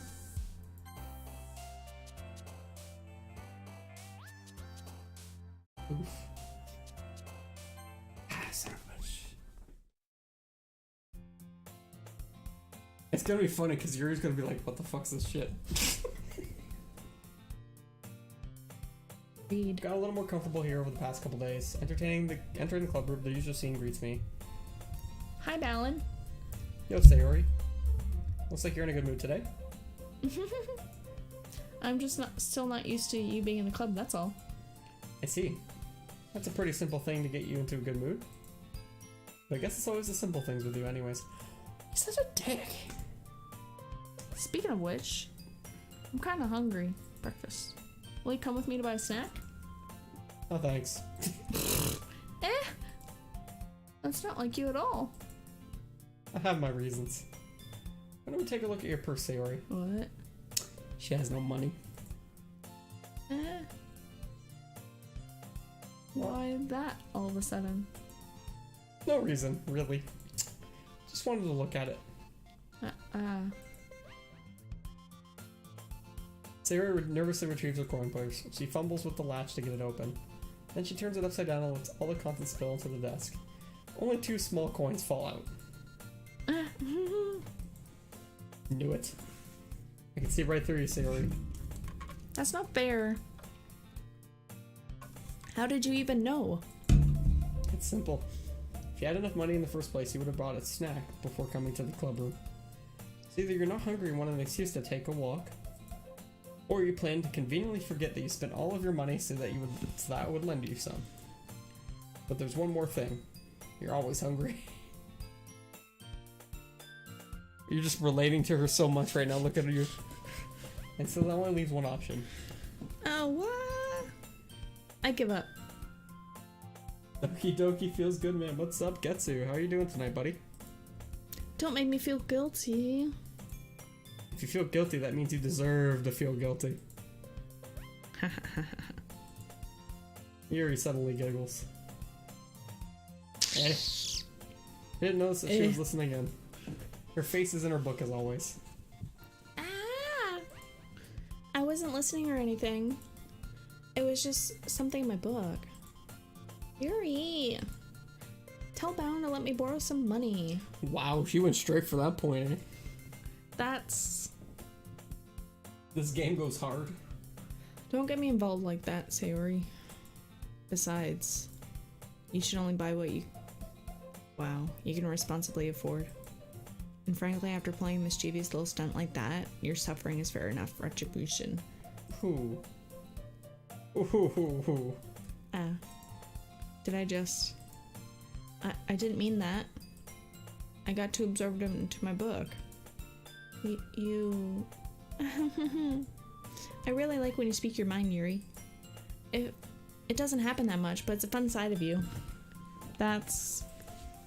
There's no way you could think that. I mean, bruh. You were right, though.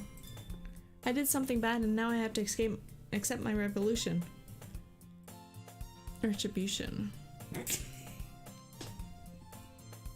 That... Still coming from you, Sayori. I guess there's a little devil inside of all of us, isn't there? Don't let her fool you. Sayori knows exactly what she's doing. After all, she told you guys she was bringing me to the club before she even told me. But you wouldn't have come if it weren't for the cupcakes. So I had to trick Natsuki into making them. Come on, give me more credit than that, Sayori. Plap. Kaya. Did someone's like smack her in the butt? Oh. I don't know where something smacks Sayori in the face and butt? Because she went like her chest going up. Ow. Ow. What was...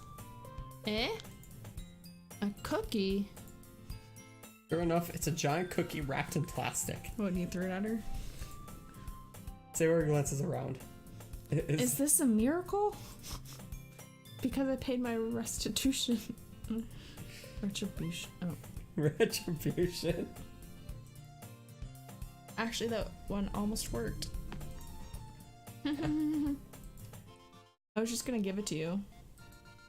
But then I heard you blab about the cupcakes. It was totally worth seeing your reaction, though. Natsuki! That's so nice of you. I'm so happy. She hugs the cookie. So if anyone wants to know who Bleached Out is, just take a look at Sayori. Pretty damn close. Pretty damn close. You're giving me the look, but you know it's true. Except you're not as happy. You're a little more evil. Jeez, just eat it. So I'm like Yuri, but Natsuki. I guess so. Sayori rapidly tears open the wrapper and takes a big bite. Hugs a cookie, yeah. So good. So good. So good. So good. Mm-hmm. Sayori suddenly clasps her hands over her mouth. I bit my tongue. You're going through a lot over just one cookie. Natsuki takes a bite of her own cookie. Same cookie? Ah, yours looks really good too, Natsuki. Is it the same cookie? Can I try it? It's the same cookie. Jeez. Beggars can't be choosers. But yours is chocolate. What kind of cookie did she give me? Yeah, why do you think I gave you that one? Fine. Still, I'm really happy that you shared this one with me.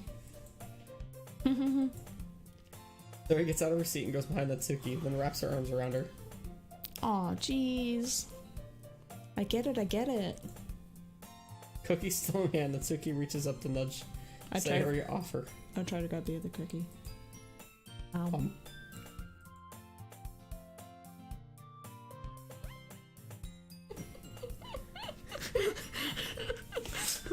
Chocolate.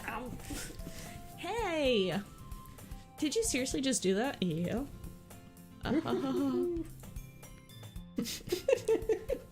Mouthful, Sayori trots away to safety. Yuri and I laugh as well. Jeez, you're such a kid sometimes. Monica, can you tell Sayori? Eh? Natsuki glances around. Monica is in the club room. Ugh.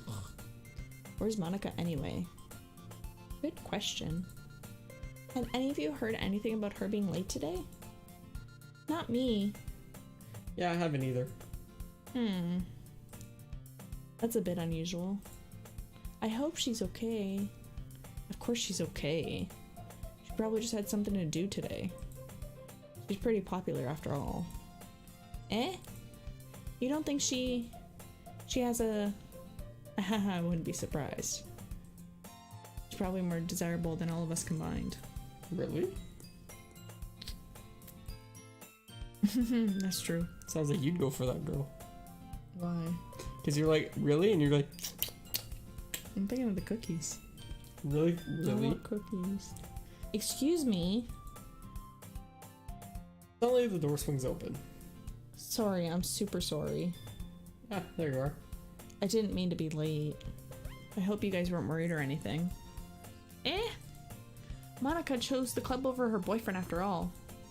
You're so strong-willed. Boyfriend? What on earth are you talking about? Monica quizzically glances at me. Never mind that. What held you up anyway? Well, my last period today was study hall. To be honest, I kind of just lost track of time. That makes no sense, though. You would have heard the bell ring at least. I must not have heard it since I was practicing piano. That's just so suspicious. She's suspicious. Piano? I wasn't aware you played music as well, Monica. I don't really. I kind of just started recently. I've always wanted to learn piano. I'm guessing Getsu likes Monica. Oh my gosh, why? That's so cool. Yeah, I like her.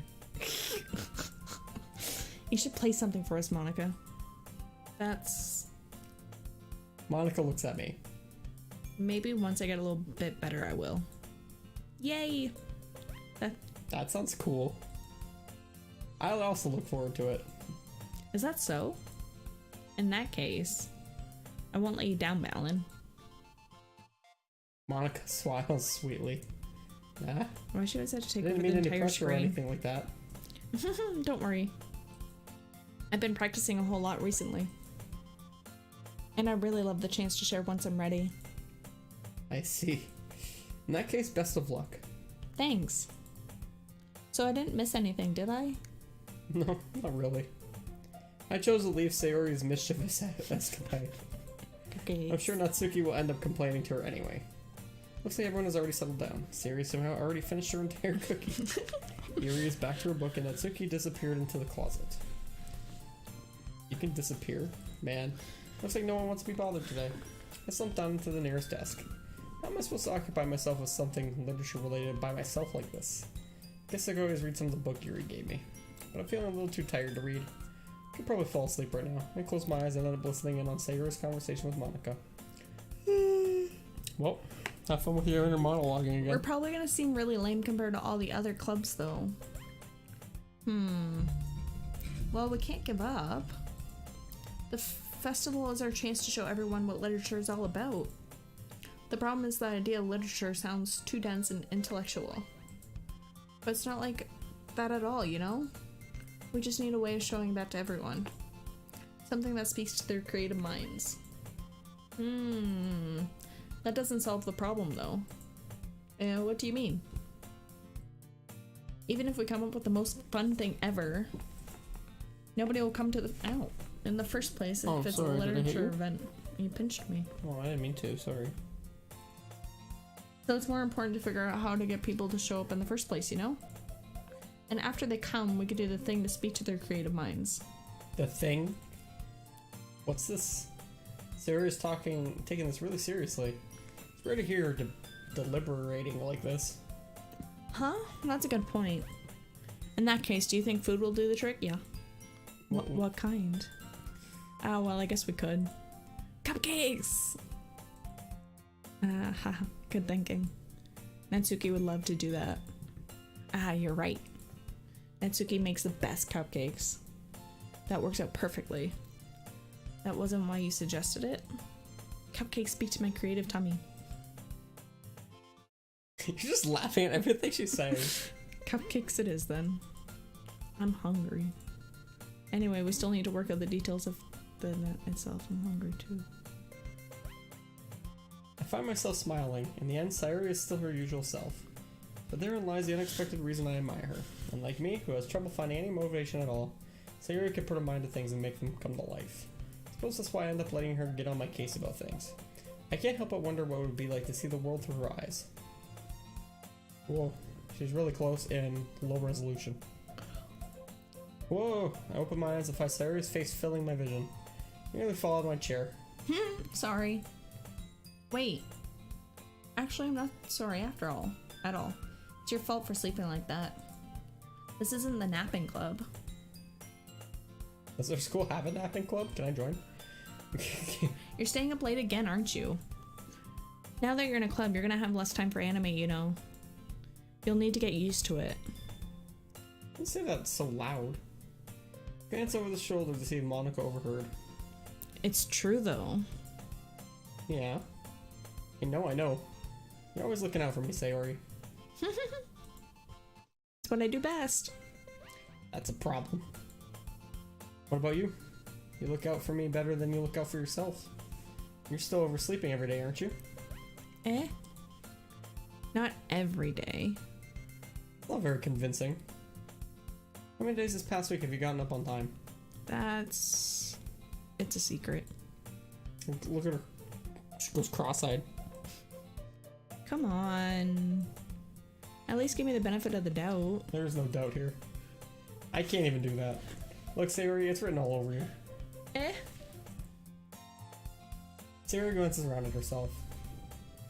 How's it written all over me? You're clearly in a rush this morning. Look, your hair is sticking out all around. No, it's not. I run my fingertips down the side of Yuri's hair, trying to straighten it out. Actual. Man, you really need a brush for this. My hair is just really hard to get right. I won't fall for that. There's more than just your hair. Look, your bow isn't straight either. And there's toothpaste stain on your collar. Well, that kind of sucks. I try to wipe off the stain with my finger, but no one would. But nobody would even notice that. Would ever notice. Of course they would. Nobody's gonna tell you about it because they don't want to embarrass you. Fortunately, I really don't care about that. Hey, you Mimi. You don't even keep your blazer buttoned up. Seriously, Sayori. Why do you think you don't have a boyfriend yet? This is getting spicy with a sloth face. That's super mean. Sorry, but you'll thank me later. I start to button her blazer from the bottom. She's like your Barbie doll. Apparently. I'm just touching her all over. Once you see how much better it looks, you'll change your mind. This is so funny. She's totally planned all this, isn't she? I think she's like an evil mastermind. What's this? What is? Well, I was just thinking how weird it is to have a friend who does these kind of things. Eh? Don't say that. It'll make me feel weird about it, stupid. It's okay though. I'm happy we're like this. Aren't you? I guess. Hey, be careful. Or the bun might come off. I keep forgetting. Why is this one so hard to close? I struggle to fully close the button near her chest. I wonder why it's hard to close. Does this thing even fit you properly? It did when I bought it. If you ever buttoned it, you would have noticed sooner than it doesn't fit you anymore. What are you smiling about? It means my boobs got bigger again. I guess you would be happy about that. Yeah. Don't say that out loud. No, my back would hurt. Anyway, you look much better now, so. Why does it feel strange to see Sayori's blazer buttoned up like that? But it's so stuffy. It's not worth it at all. Sayori hastily unbuttons her blazer once more. Wow, that whole scene, just nothing happened. That's so much better. So puts her arms out and twirls around. So if I kept it unbuttoned, then I won't get a boyfriend, right? What kind of logic is that? And why are you saying that it's like it's a good thing? Because if I had a boyfriend, then he wouldn't ever let me do things like this. Let you do things like this. And you take care of me better than anyone else would anyway. I think we're already dating her. Yeah. So that's why I'm keeping it unbuttoned. Stop saying all these embarrassing things. Eh? I didn't say anything embarrassing. Jeez. Well, anyways, just focus on trying to wake up a little earlier. Only if you focus on going to bed earlier. Fine. It's a deal. I guess we really are better at taking care of each other than we are at taking care of ourselves. Yeah, I guess so, huh? So maybe you should come wake me up in the morning. You're doing it again, Sayori. Oh, but I was joking that time. Yeah, it's impossible to tell with you sometimes. Okay, everyone. Eh. Monica suddenly calls out. Why don't we share the poems we wrote now? Yay! Balin, I can't wait to read yours. Yeah, same. I failed to sound enthusiastic, but Sayori still trots away to retrieve her poem. I gotta do this again. Okay, let's go with you first, because we aimed the poem to go with her. ... Oh, wait, it's just a hit enter. Oh, no. Enter. There we go. Oh my goodness. This is so good, Balin. Eh? I love it. Especially after yesterday's poem. You're too honest sometimes, Sayori. No, but really. I want to put this on my wall. Can I? Sayori, you must be seriously overreacting. I'm not a good writer at all. I honestly have no idea what I'm doing. Well, maybe that's why. Because I have no idea what I like either. Jeez. I'm sure Yuri's opinion has to be a little more constructive than this. Maybe even Natsuki's. Are you sure you don't like it just because I wrote it? Eh? Well, I'm sure that's part of it. I think I understand you better than a lot of other people, you know. That's you. So when I read your poem, it's not just a poem, it's a Balin poem. Look at you. And that makes it feel extra special. Like I could feel your feelings in it. It's just like hugging things, right? Sayori hugs the sheet against her chest. You're so weird, Sayori. Well, I'm not very good at figuring out if poems are good or bad. But that's why I just go by my heart. If it makes me feel things, then it must be a good poem. Yeah. Not sure exactly how that works. And again, I guess conveying feelings is a pretty important part of the whole thing. Yeah, maybe. Honestly, I don't even know what kind of writing you like in the first place. Yeah, me neither. Oh. Why don't you at least try giving it some thought? You want to write something for me? That's so sweet. Yeah, right. But you're always thinking about other people.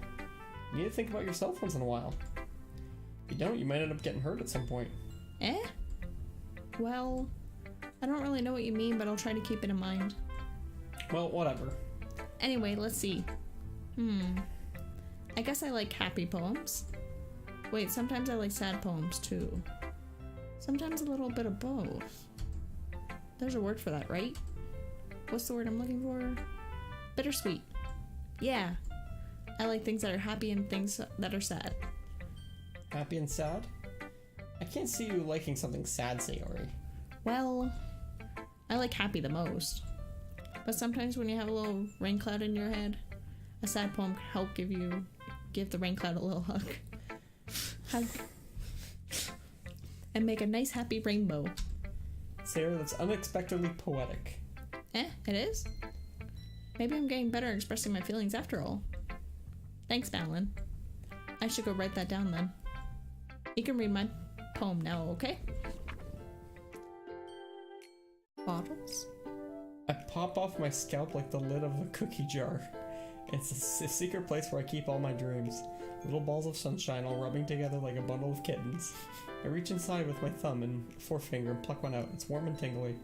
But there's no time to waste. I put it in a bottle and keep it safe. Oh, bottles. And I put the bottle on the shelf with all the other bottles. Happy thoughts, happy thoughts, happy thoughts in a bottle, all in a row. My collection means a lot to friends. Makes me a lot of friends. Each bottle is a starlight to make amends.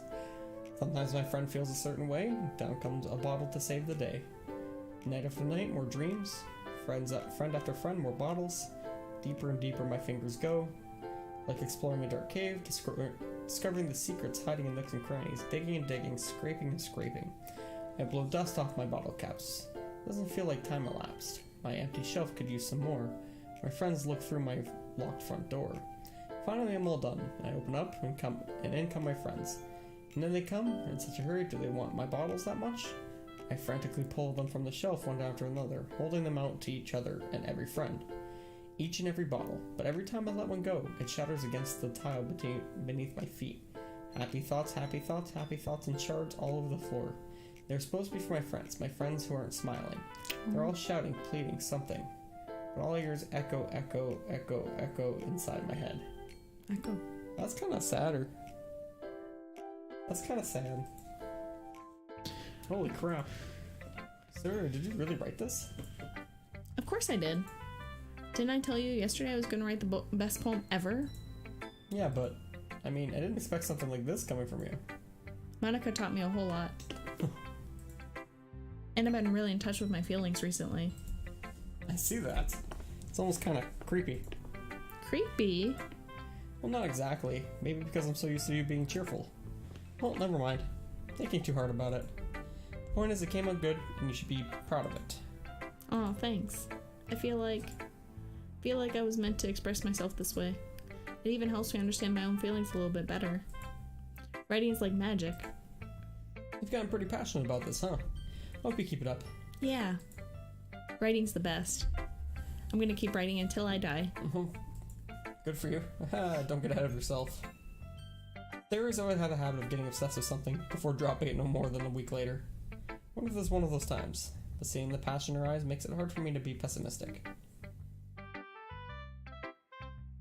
Okay, who do you want next? I'm gonna go to bed soon. It is 10:40 after all. Well, I can take over as the girl. Okay. Though I'm not gonna make any girl, like I'm not good at voice acting. Alright.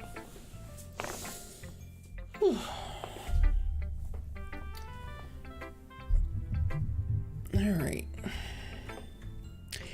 Well, everyone thank Bleached Out for the help. She is a great voice actor and actually made 3 different voices. So make sure to thank her for that.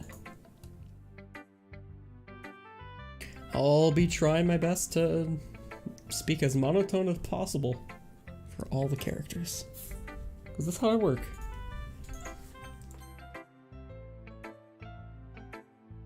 Natsuki reads my poem. She keeps glancing at me in the back of the poem. By now she must have read it more than once. Aren't you supposed to be bad at this? Is that a compliment? No, I mean, you know. Natsuki struggles to find the words she wants. I just expected a lot less after what you showed me yesterday. Ooh, that's all. Well, I guess you got lucky with this one. Yeah, exactly. You just got lucky, you know? I don't get used to it. You don't always manage to write poems this cute, I mean well written. No, I mean, and so that's how it is. My poem is cute?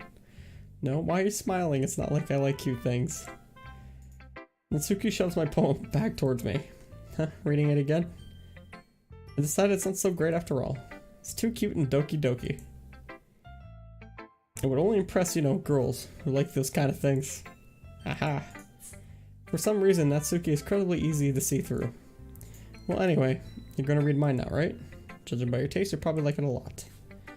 Probably learn something too, to forget who the real pro is. Amy likes spiders.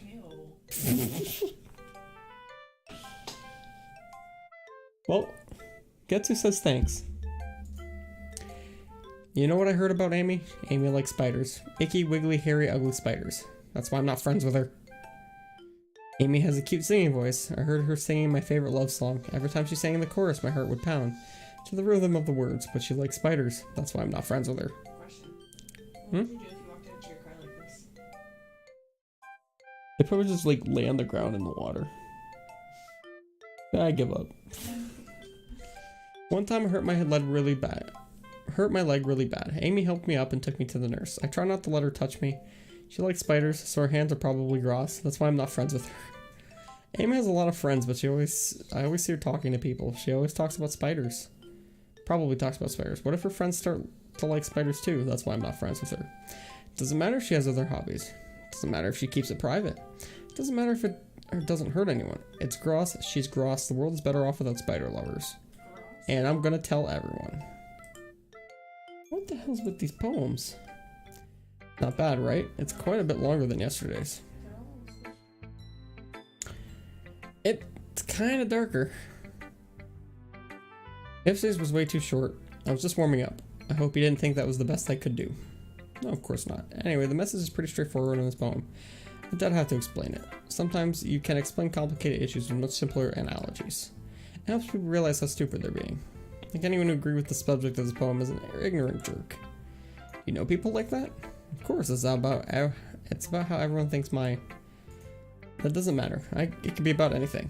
I wrote it to be easy to relate to. Everyone has some kind of weird hobby or a guilty pleasure. Something that you're afraid of if people find out. They'd make fun of you or think less of you. But that just makes people stupid. Who cares what someone likes? As long as they're not hurting anyone, it makes them happy. I think people really need to learn to respect others for liking weird things. Well, you're definitely right. At least I can relate to that. I'm sure a lot of other people can too. That's what I do best after all. I don't like writing unless there's a good message to take away from it. Like conveying emotions is important. But I want to make people think, not just feel. Remember that. I'm going to write a good one for tomorrow too, so look forward to it. Alright, Yuri time. Is it my turn? Let's see how it compares to yesterday's. I see. It's a bit different. I respect you for trying different things, Malin. You're inspired by Natsuki's poem. Or Sayori's, perhaps? Well, I guess you could say that. I thought so. I'm happy for you. You don't need to find inspiration in my poems. I write them for myself. Not for anyone else. So I don't really need for people to like them or anything. Yuri. Sorry for being blunt, but you're overthinking this a little. Just because our styles are different doesn't mean I dislike your poems. In fact, if I tried to do something in your style, I would probably just do a terrible job. I see. I'm sorry. My stupid mind likes to do that sometimes. Anyway, you don't need to be afraid to be a little more daring. Metaphors can go a long way. Don't feel like you need to work your brain like turning a bunch of gears. Try letting your mind wander through your feelings and write down the things you see and hear. That's one way I truly enable your reader to see into your mind. It's a very intimate exercise, I see. That's certainly an interesting technique. Thanks for sharing. I have, well, an example of that if you'd like to read it. Of course. Is this the poem you wrote for today? Yuri nods and timidly hands me her poem. The Raccoon. It happened in the dead of night while I was slicing bread for a guilty snack. My attention was caught by the scuttering of a raccoon outside my window. That was, I believe, the first time I noticed the strange tendencies as a wandering human. Or ordinary human. Ugh. As an unordinary human. Wow. I gave the raccoon a piece of bread, my subconscious well aware of the consequences. Well aware that a raccoon that is fed will always come back for more. The enticing beauty of my cutting knife was the symptom. The bread, my hungry curiosity.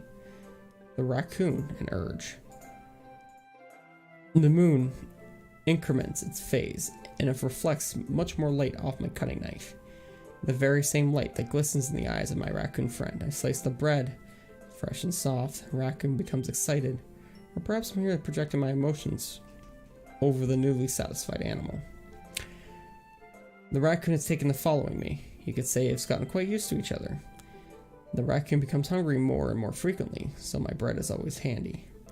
Every time I brandish my cutting knife, the raccoon shows me excitement. A rush of blood. Classic something conditioning. I slice the bread, and I feed myself again. What the... It's a little more daring with this one than yesterday's. I can see that. It's a lot more metaphorical. I don't know if it's my fault, but I can't begin to imagine what this poem is about. I can't imagine it. That's right, it's a bit closer to my preferred writing style, using the poem as a canvas to express my vivid imagery and conveying emotions throughout them. Yeah, if I take it at face value, then I can't even figure out what it's supposed to mean. Well, I think it's something that different people can relate to in their own way. I want to express the way it feels for me to indulge in more of my unusual hobbies. It's those sort of things I'm usually forced to keep to myself, so I sometimes enjoy writing about them. Huh, that's funny. Didn't Natsuki also write something about that? About someone being ridiculed for a strange interest? Yeah, she did. Yeah, she was talking about how it doesn't matter what you're into as long as you're not hurting anyone.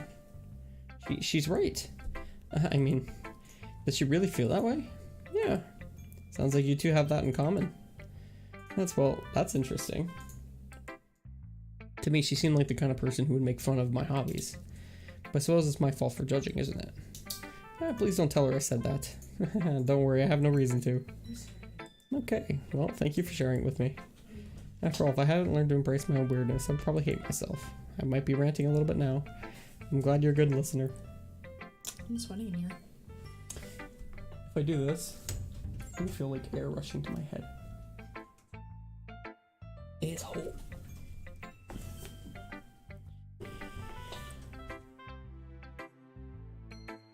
Okay, and just Monica. Hi again, Balin. How's the writing going?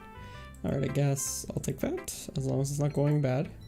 Maybe that you're applying yourself, maybe soon you'll come up with a masterpiece. I wouldn't count on that. You never know. You want to share what you wrote for today? Sure, here we go. I give my poem to Monica.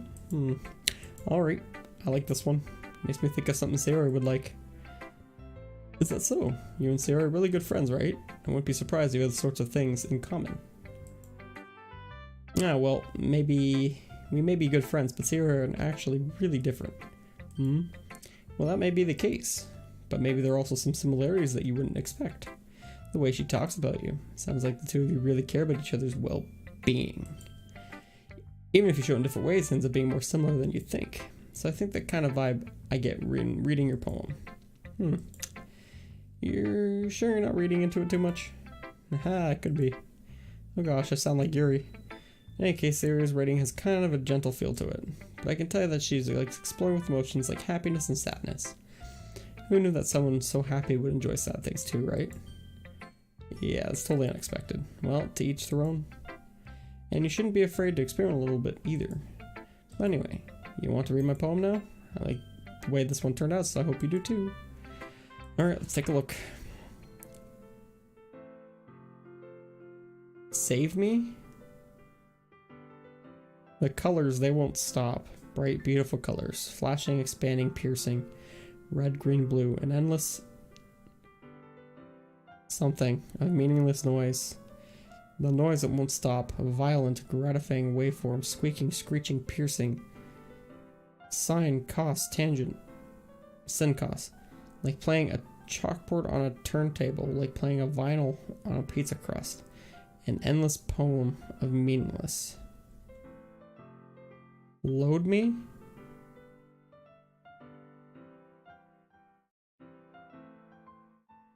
What's the load me part? It's even more abstract than your last one, huh? I guess it's just the way I write. I'm sorry if you don't like it. No, I never said that. It's the kind of thing I've never seen before, I guess. Kind of like playing with my space on the paper. Choosing where and how to space your words can totally change the mood of the poem. It says load me. It's almost like magic. The way I wrote the lines really short makes it feel like they're trying to speak over the noise. I see. It's still hard for me to tell what it's about, though.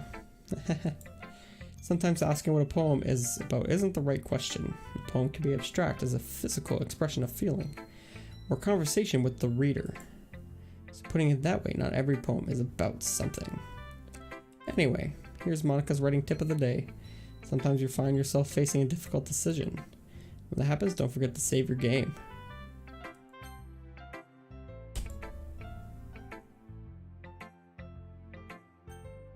Saved. You never know when you might change your mind, or when something unexpected may happen. Wait, is this tip even about writing? What am I even talking about? That's my advice for today. Thanks for listening. Oh, she's so suspicious. Hey everyone, we're all done reading each other's poems, right? I have something extra planned today, so everyone could sit at the front of the room. Is this about the festival? Well, sort of. We really have to do something for the festival. Not that we can put together anything good in just a few days. We'll just end up embarrassing ourselves instead of getting any new members. That's a concern of mine as well. We didn't really do well with last minute preparations. Don't worry so much. We're going to keep it simple, okay? We won't need much more than a few decorations. Sayori has been working on posters. I've designed some pamphlets so we can give out during the event. Okay, that's great and all, but that doesn't tell us what we're actually going to be doing for the event. Sorry, I thought you heard about it already. We're going to be performing. Performing? Monica. Yeah, we're going to be having a poetry performance. Each of us are going to choose a poem to recite during the event. But the cool part is we're also going to let everyone else come up and recite poems too. Yo, my name is Frick. Are you sure you don't frack though? Can I call you Frack? I'll call you Frack. Sayori's putting it all on the posters in case anyone wants to prepare ahead of time. Sayori, who's been coloring a poster, holds it up for us to see. Are you kidding me, Monica?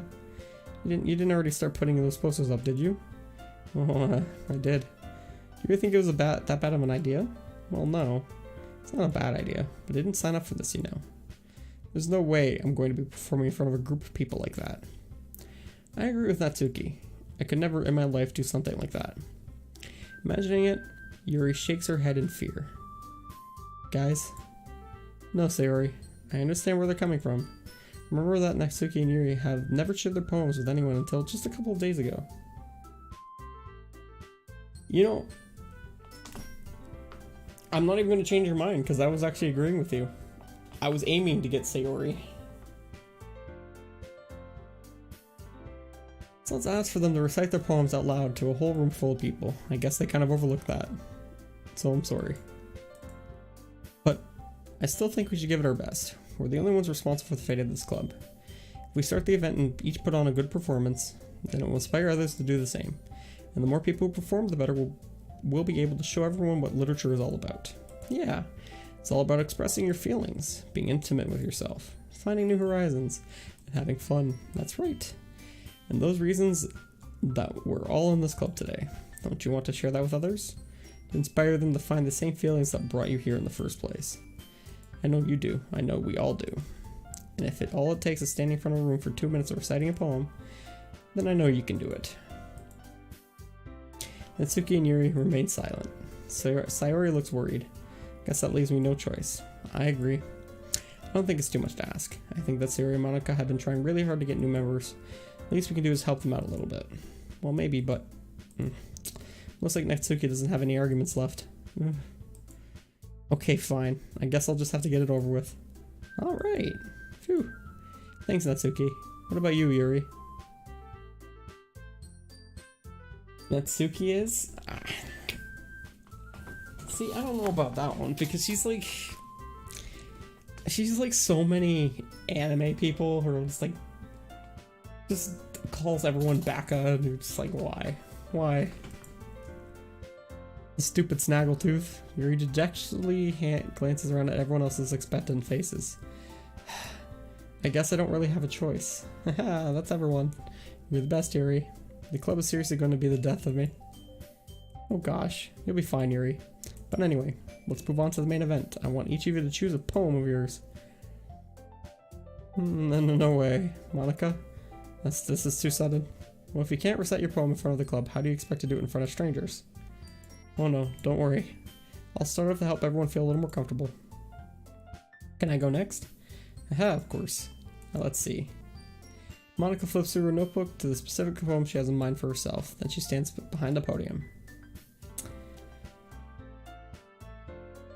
Natsuki is the third best girl. Well, who's the second best girl then? Is it me?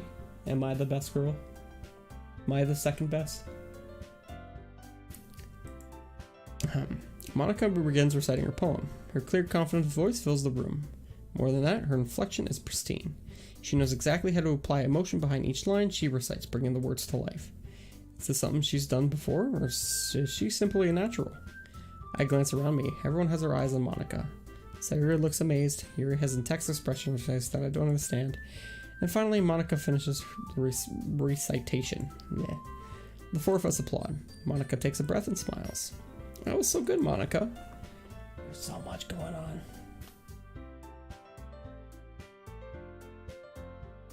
So why do you hate Yuri then? Do you have a hate? Do you just hate her? Are you a hater? Is that what you are?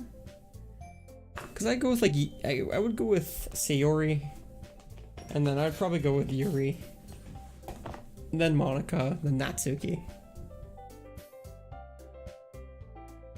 I was just hoping to set a good example. Are you ready to go next, Sayori? I'll go next.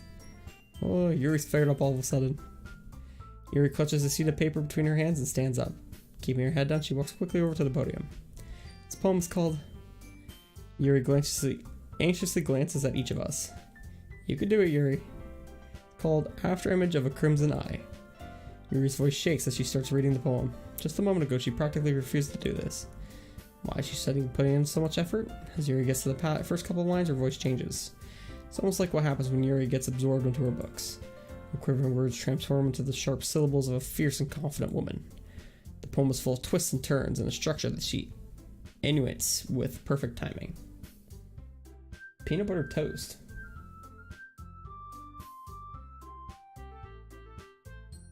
Dude, peanut butter toast is amazing. But you should put a little bit of honey on it. That's good. That's the good stuff right there. This must be a rare glimpse into the whirling fire Yuri keeps concealed inside her head. Suddenly she's finished. Everyone is stunned. Yuri snaps back into reality and glances around her. She's just bewildered, even herself. It's up to me to save the situation. I'm the first to start applauding.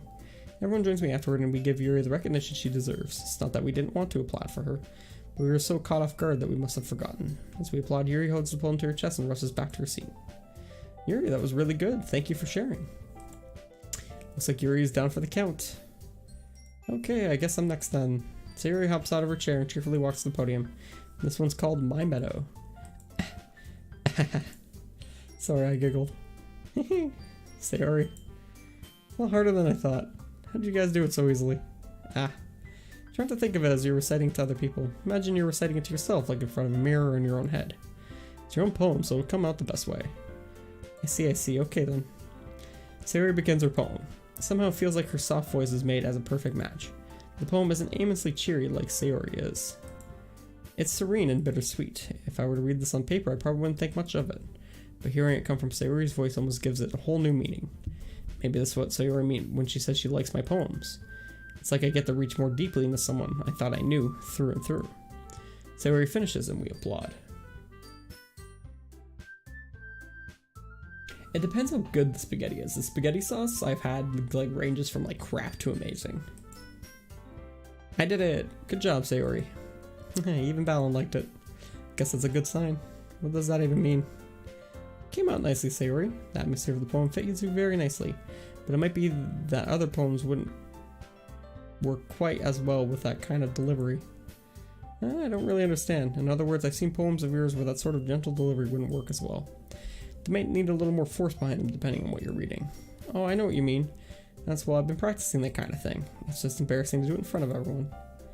Then next time I'm going to make you pick a poem that challenges you a little more. We don't have much time before the festival, you know. Okay, now who's next? Natsuki?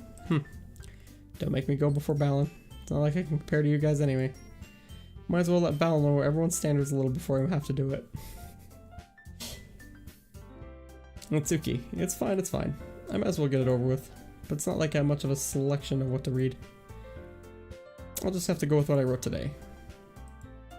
Everyone has their eyes on me, making me feel terribly awkward. I recite my poem. Since I'm not exactly confident in my own writing, it's hard to put energy into it. Despite that, once I finish, I receive applause anyways. Sorry, I'm not really as good as everyone else. Don't worry about it so much. I think it's less about your abilities and more about your lack of confidence in your writing. That's something that'll improve over time, though. Maybe. Alright then. That just leaves you, Natsuki. Yeah. I'm going. Natsuki begrudgingly gets out of her seat and makes her way to the podium. The poem is called... Why are y'all looking at me? Just because you're presenting? Anyways, the poem is called Jump. Natsuki takes a breath.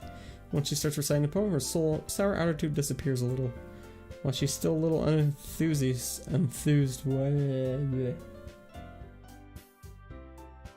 How much food do you got, dude? Her poem has a rhythm and rhyme to it. It's Natsuki's trademark style and works surprisingly well when spoken out loud. The words feel like they bounce up and down as giving life to the poem. Natsuki finishes and everyone applauds. She huffs back to her seat. That wasn't so bad, was it? Easy for you to say. You'd better not make me do that again. Well, do you at least feel prepared enough to recite a poem in front of other people? I mean, doing it in front of other people will be way easier. Put on whatever face I want for other people. But when it's just my friends, it's just embarrassing. That's a surprise, Natsuki. I didn't think it would be the other way around for me. Well, that's just how it is, so, well, I guess in that case, you won't have much to worry about for the festival. So, I want to thank everyone for coming through. It might be hard, but I hope you all have an idea of what that's like now. Make sure you pick a poem and get enough practice before the festival, okay? I'll be making pamphlets, so let me know ahead of time when you'll be reciting. Geez, I should probably find some other poem to recite instead. That's fine too, doesn't have to be your own. I'm already pleasantly surprised that you're putting all this effort into the club. Makes me feel really happy. Yeah, no problem. Okay, everyone, I think that's about it for today. I know the festival's coming up. Let's try to write poems for tomorrow as well. It's been working out really nicely so far, and I'd like to continue that. As for the festival, we'll finish planning tomorrow, and then we'll have the weekend to prepare. Monday's the big day. Can't wait. I can do this. Alright. Stand up. There's no way I'll be able to find the same enthusiasm as Sayori and Monica, but I'll do my best to get through it. It's for the sake of the club, and impressing Monica. And then I'll have to do my best. Ready to go, Sayori? Yep. You two always going home together like that. Kind of adorable, isn't it? Jeez, guys. Don't make such a big deal out of it. Let's be a little nice, though. Well, how am I supposed to respond to that? It's okay, Balon, you don't have to say it. Whatever, let's go already. I'll call him with Sayori once more. Even though it's only been a few days, a lot of things have already changed. But today, Sayori is a little quieter than usual on her way home. Hey, Sayori. Sorry, I was spacing out. No wonder. I was thinking about something from earlier, like how we get to... Sayori fumbles with her words. So let's just say that one day Yuri has to walk home with you. Huh? What would you do? What kind of question is that? You're kind of putting me on the spot here.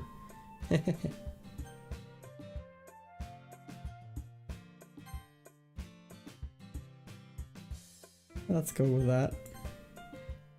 I would still walk home with Sayori. Sayori. You really think I would ditch you for Yuri? Eh. But she's so beautiful and smart. Jeez. I already see her in the club every day. Besides, you always seem to like going home together. I wouldn't just ruin that for you. So silly, Balin. You think about me too much sometimes. Yuri would deserve it if she wanted to. So, sir, I've already made up my mind. I really can't figure you out sometimes. Sorry. Besides, what's the point in speculating something that's never going to happen? The conversation trails off. It's kind of weird thing for Sayori to care so much about. But I want to respect her and keep her happy too. Then again, the festival is only a few days away. Who knows what will happen in that time?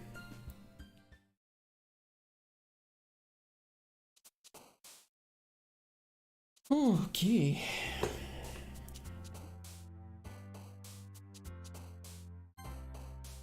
Sunset. Sunny.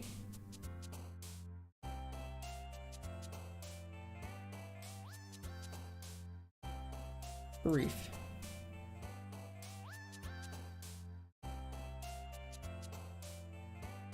Hope.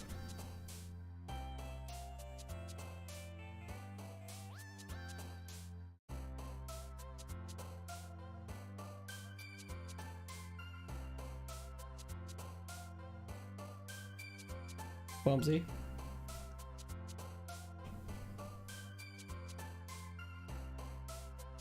Warm. Wow, I'm getting this. I'm hitting her. I'm hitting her 100%.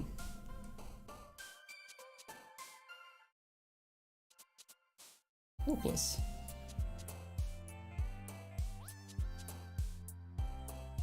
Misery. Amazing. Yeah, see, I've been hitting the left side almost the entire time. I think she also likes poof. No, was it poof? No, it wasn't that. She likes peaceful. There we go. And fear.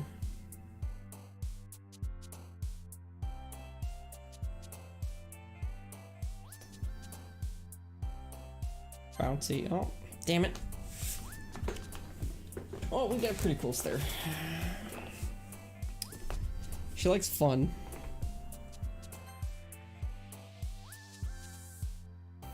Smile. Childhood. Marriage. Laugh.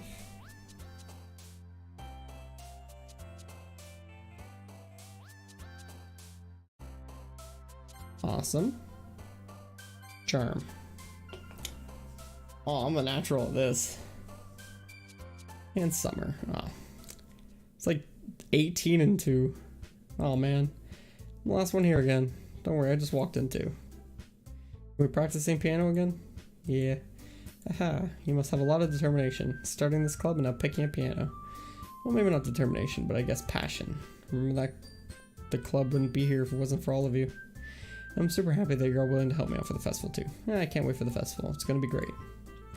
Eh? Weren't you complaining about it just yesterday, Natsuki? Well, yeah, but I'm not talking about our part of the festival. But it's a whole day of school where we get to play and eat all kinds of delicious food. You sound a bit like Sayori all of a sudden. Monica, do they usually have fried squid? Squid? It's a pretty specific thing to look forward to. Oh, come on. Are you saying I don't like squid? You of all people? I didn't say I don't like it. Besides, what do you mean by you of all people? Because it's right in your name. Monica. That's not how you say my name at all. Also, that joke makes no sense in translation. Yeah. Fourth wall. Never mind. Let's just focus on our own event for now, okay? Yeah, so it seems like she already she seems like she knows fourth wall stuff. Where should earn as fun as Yuri Sayori's anyways? Excuse me. Where's Sayori anyways? Oh, there you are. Sayori is sitting at a desk in the corner of the room looking down at nothing. I walked over to her.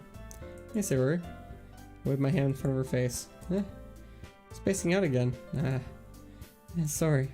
Don't mind me. You can go talk to everyone else. Huh? Is everything alright? Of course. Why wouldn't it be? Just feels like you're a little off. Sorry for assuming things. Geez, you worry too much about me. I'm fine, see? Sayori shows me a big smile. Don't let me distract you from having fun with everyone. Well, alright, if you say so. I worriedly glance at Sayori before turning back towards everyone else, but the conversation already dispersed and everyone back at their usual activities. Maybe I should ask Monica if she's noticed anything about Sayori recently. Since we've been preparing for the festival, I noticed she's spending a lot of time together. I timidly approach Monica, who is shuffling through some papers at her desk. Malin, what's up? Hey, this might sound a little strange, but have you noticed anything up with Sayori recently? Anything up with her? What way do you mean? Maybe I'm reading a little bit into too much, but she seems a bit downcast today. Oh, you think so? Can't say I've noticed anything about her. Monica peers across the room at Sayori, who is idly dragging a rubber eraser up and down her desk. Maybe there is something on her mind, but I'm surprised I'm not the one asking you, Balin. Certainly know her a lot better than I do. Yeah, but she's never really liked this. She always talked to me about things that bothered her, but this time when I asked her, she's really dismissive. Sorry, I know it's not your problem. I just wanted to ask if you knew anything, so I'll drop it now. No. It's important to me too. I mean, I'm also friends with her. I also care about the well-being of my club members, you know? Maybe I'll try talking to her myself. Are you sure about that? Seemed like she wanted to be left alone. Are you sure? Maybe she's just having a hard time bringing it up with the person of interest. Person of interest? What do you mean by that? I'm saying that maybe the thing on her mind is you, Balin. Me? How on earth would you come to that conclusion? Well, probably shouldn't say too much, but Sayori talks about you more than anything else, you know? She's been so much happier ever since you've joined the club. It's like an extra light was turned on inside of her. What? No way. Sayori is always like that. She's always been full of sunshine. It's not any different now than it has always been. You're so funny, Balin. Have you thought that maybe you've always seen her as cheerful? Because that's how she is when she's around you. Said too much. I'm sorry. What do I know anyway? Didn't mean to jump to conclusions, so you should just forget about what I said. I'll try and talk to her, so not think about it for now. Alright. Monica smiles at me meaningfully. I also know she said to forget about it, but I already know I won't be able to get her words out of my head. Monica stands up from her desk and walks to the room where Sayori is sitting. I watch her kneel down next to her and gently talk to her, but she's keeping her voice so quiet I can't hear her from here. I sigh and sit down myself. I know Sayori told me not to worry about her, but let's have fun with everyone else. But that's impossible to do when she's behaving like this. So I say, how much do I care about her? And I'm letting this weigh me down so much. Now it feels like I'm the one behaving out of this ordinary. But there's nothing I can do besides wait for Monica. Oh man. So much talking. Why does it feel like I'm being watched? Glancing around the room, suddenly I notice you're peering at me from over a book. She looks away just as quickly with a flustered look on her face. I realize that she won't get anywhere like this. Never seen Yuri approach anyone or start a conversation of her own accord, so I have no choice but to approach her myself. But by now it's a little easier for me to do that. I stand up in front of my desk and sit in the one next to her own. I didn't mean to bother you or anything. Well, actually, I didn't even do anything. But I can tell you that you wanted to be alone with your thoughts. Alone with my thoughts. How were you ever able to tell I was thinking like that? Well, it's something I do a lot. And it wasn't hard for me to spot based on your posture and expression. Not that I was staring at anything. I didn't do anything creepy like that. In any case, I guess you're right. I'm sorry if I caused you any concern. Don't apologize. Your troubles are only concern of those who willingly share that concern. Of course, there are certainly those who find the most comfort in keeping to themselves, but if you would prefer to share what's on your mind, then I would be glad to listen. It's really not that big of a deal. I was just feeling a bit uneasy about Sayori. Sayori? Yeah, she seems a little off today. When I asked her about it, she didn't want to admit it to me. So I can't help but wonder if something happened to her. Oh, it's quite romantic, eh? Sorry. I didn't mean to say something stupid. It's not that, I just didn't want you to misunderstand. Sayori and I have been friends for a long time, that's all. See, perhaps it is unusual for her to be dismissive to you about her feelings. Maybe I'm just reading into it a little too much. Balin. The world is full of meaning, often hidden deep beneath plain sight. There are many untold mysteries behind every person, no matter how well you may know them. So you think there might be something behind after all? I'm just like tripping over my words. I think that Sayori is a very complex person. Her mannerisms on the outside don't always match what she may be going on inside her head. She may not always know what she wants. I noticed her strange behavior today too. I always feel some concern for her. But in your case, it looks like she was fully occupying your thoughts, wasn't she? Well, I guess that was the case. Sayori? She really means a lot to you, doesn't she? I guess. We don't really need to put it that way. We're just good friends, that's all. Yuri suddenly looks deeply into my eyes. Her expression is gentle and curious as she was searching for something. Embarrassed, I avert my gaze. Sometimes, a person's mysteries are untold even to themselves. And you are someone honest and caring. You may uncover feelings you weren't always aware you were in. That is, I think that she would be a very fortunate person to have you feel that way about her. Yuri, you're always giving me too much credit. I'm a pretty simple guy. So I think that I'm pretty good at understanding my own feelings. I'm not nearly as sophisticated as you. That's not a compliment, is it? It is what it is. Anyways, as long as we're here, why don't we do some reading? Well, as long as you're okay with it. Yeah. Should be taking my mind off this whole thing anyways. Okay, everyone. After some time passes, let's share our poems. Okay, everything is back to normal. Everyone goes to retrieve the poems and I do the same. I make contact with Kanako and she smiles at me. I wonder what she's talking about with Sayori.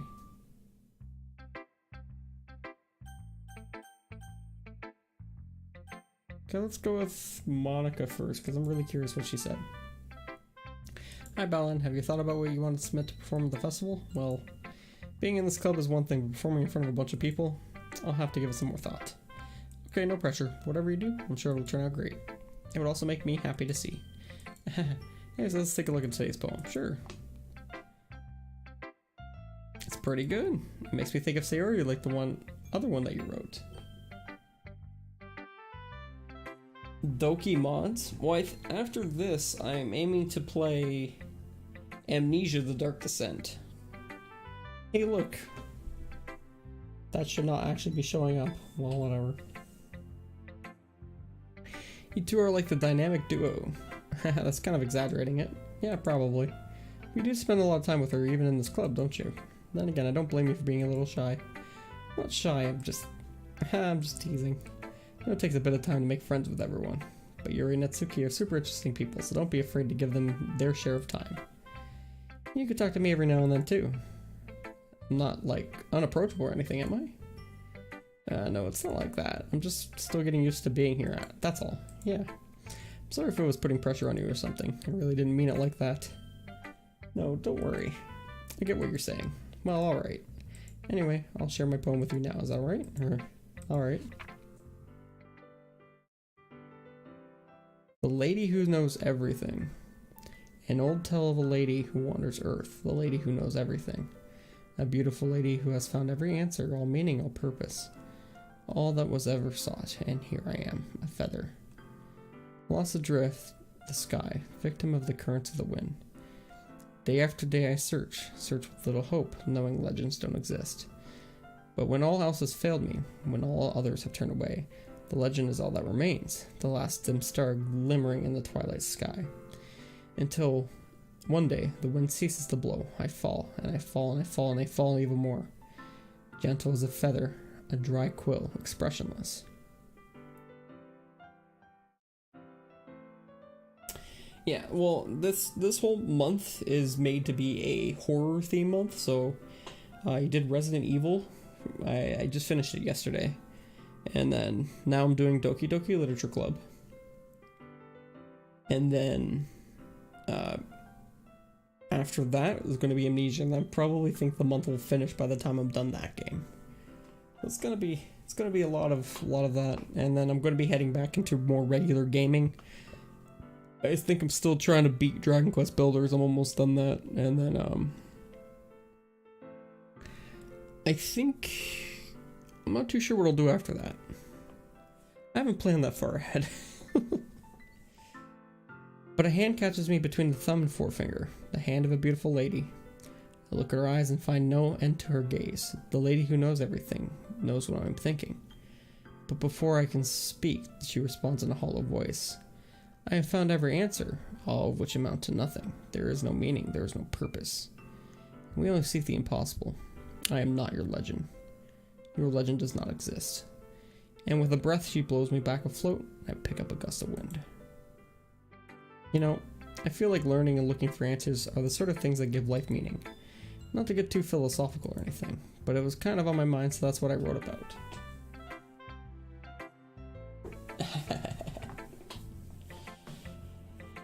And that's quite okay, man.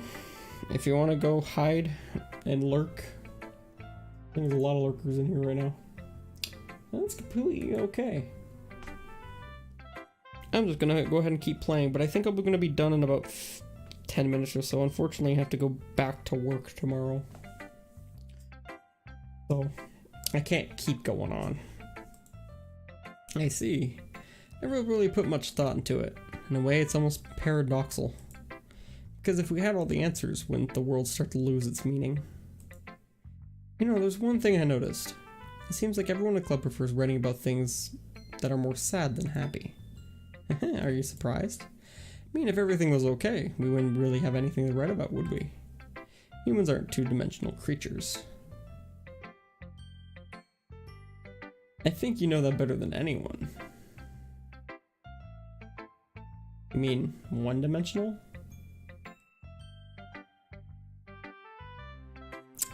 Ah, yeah, that. Anyway, here's Monica's writing tip of the day. Are you ever too shy to share your writing because you're afraid it's not good? It can be really disheartening to get a lukewarm response to something you put so much into. But if you find other people enjoy writing, then sharing becomes a lot easier, because instead of just telling that your writing is good or okay or bad, they want to focus more on everything that went into it and the things that you can work on.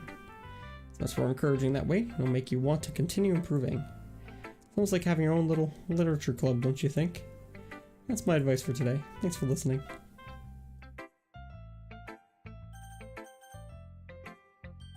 Sayori's next. This is your best one so far.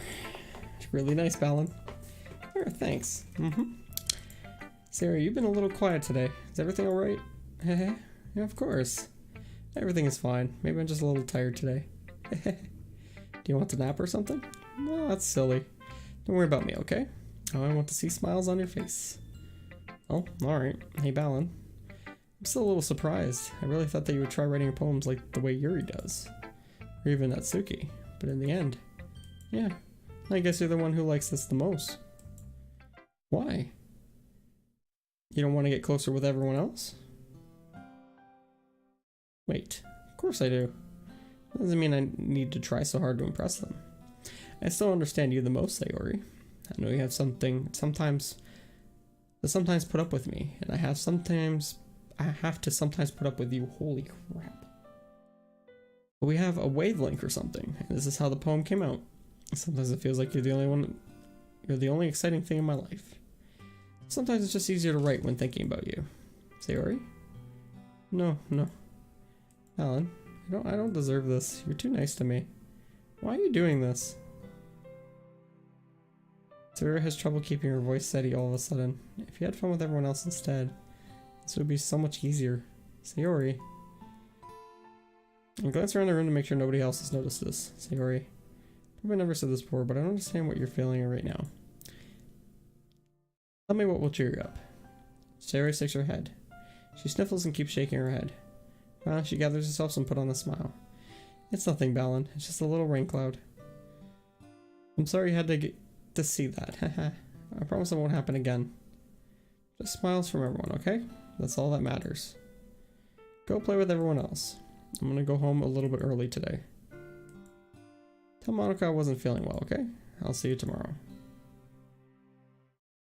Before I can say anything, Sayori cheerfully walks out of the classroom, humming to herself.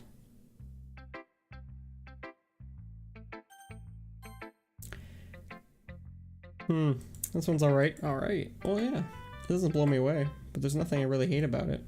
It's not really my style. I mean, that's fine. Come to think, it kind of reminds me of Sayori's poem from yesterday. Yeah, you think so? Yeah, well, I guess if you've been friends with her for so long, you might be on the same wavelength. But you never really struck me as her type. Sayori has a type all of a sudden? Well, I don't know, but honestly, how can someone so fluffy spend so much time with someone like you? It's like she's dragging around a dead weight. That was a little unnecessary. But think of it this way, if it weren't for me, she'd probably just fly away like letting go of a balloon. Wait a second, I didn't hear Sayori's poem. Whereas I don't get it. Oh yeah, I guess I'm supposed to show you my poem here. I'll be your beach. Your mind is so full of troubles and fears that diminish your wonder over the years. But today I have a special place, a beach for us to go. A shore reaching beyond your sight, see the sparkles of brilliant light. The walls in your mind will melt away before the sunny glow. I'll be the beach that washes your worries away. I'll be the beach that you daydream about each day. I'll be the beach that makes your heart leap in a way that you thought had left you long ago. Let's bury your heavy thoughts into a pile of sand. Bathe in sunbeams and hold my hand. Watch your insecurities in the salty sea, and let me see you shine. Let's leave your memories in a footprint trail. Let's set you free in my windy sail. And remember the reasons you're wonderful when you press your lips to mine. I'll be the beach that washes your worry away. I'll be the beach that daydream about each day. I'll be the beach that makes your heart bleep away. In a way you thought had left you long ago. But if you let me by your side, your own beach, your own escape, you'll learn to love yourself again. Wow, that one's really deep. Yeah, I felt like I kept writing about negative things, so I want to write something with a nice message for once. Besides, the beach was awesome. It is awesome. It's kind of hard to write anything negative about the beach, so you decided to write about the beach first and then came up with the message later? Yeah, well, it's only because of what happened yesterday. I mean, after you and I realized we kind of wrote about the same thing, she wanted to pick a topic that had both of us write about, or whatever. Now, you can really see you're doing that too, making us write about a simple topic and then trying to impress me by coming up with something all fancy. It's not like I care. I just did it anyway. I mean, I guess mine ended up being kind of metaphorical too, but there's nothing wrong with doing that once in a while. At the very least, it was a good practice.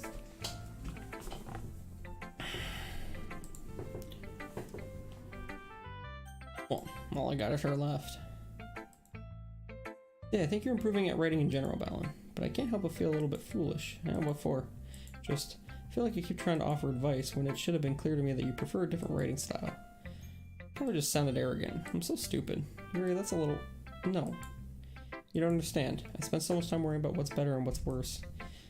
Not just with you, with Natsuki, Sayori. It's obvious now why nobody has fun when talking to me. Because of that, just keep my mouth shut about Palm. Why is she negative? Yuri Bruce head beneath her arms in her desk. It's not the first time I've seen her do that. I don't think it's ever as bad as you make it sound in your head. I think if people really didn't like talking to you, then it would be a lot more obvious. I know that you like to read things deeply into things, but things are just worth taking at face value. I've just gotten so used to it that it's hard for me to comprehend any other possibility. I've gotten used to what? Reading deeply into things? Being disliked. Yuri. What am I saying? I'm sorry. Never meant to bring this up. Yuri turns away from me. You should go. Huh? Please don't look at me right now.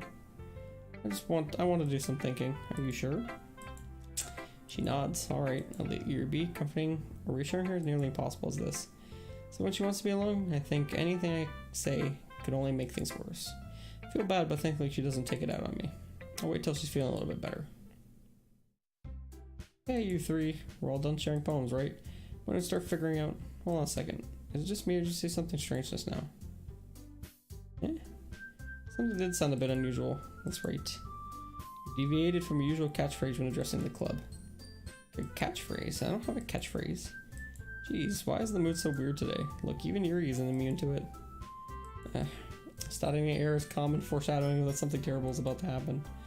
In your books, maybe. Look, the only thing different is Sayori isn't here. Seems you're right. Sigh. Sayori always helps lighten the mood a little bit, doesn't she? It's almost like everyone's balance is thrown off a little when she's not around. Where the heck she run off to anyways? I thought she just went to pee. Natsuki, please show some decency. Oh, come on. She actually wasn't feeling too well and went home early. Oh, is that so? Hope she's alright. Seriously? All the times not to go home with her, you pick the time she's not feeling well? So much for you two being all lovey-dovey. No. First of all, stop misunderstanding my friendship with Sayori. And second, she's kind of been avoiding me today, so I didn't want to force it. Oh? A curious expression from Yuri of all people. Calm down, guys. I talked to her earlier and everything's fine. What did she say? Anyway, we need to figure out the rest of the festival preparations.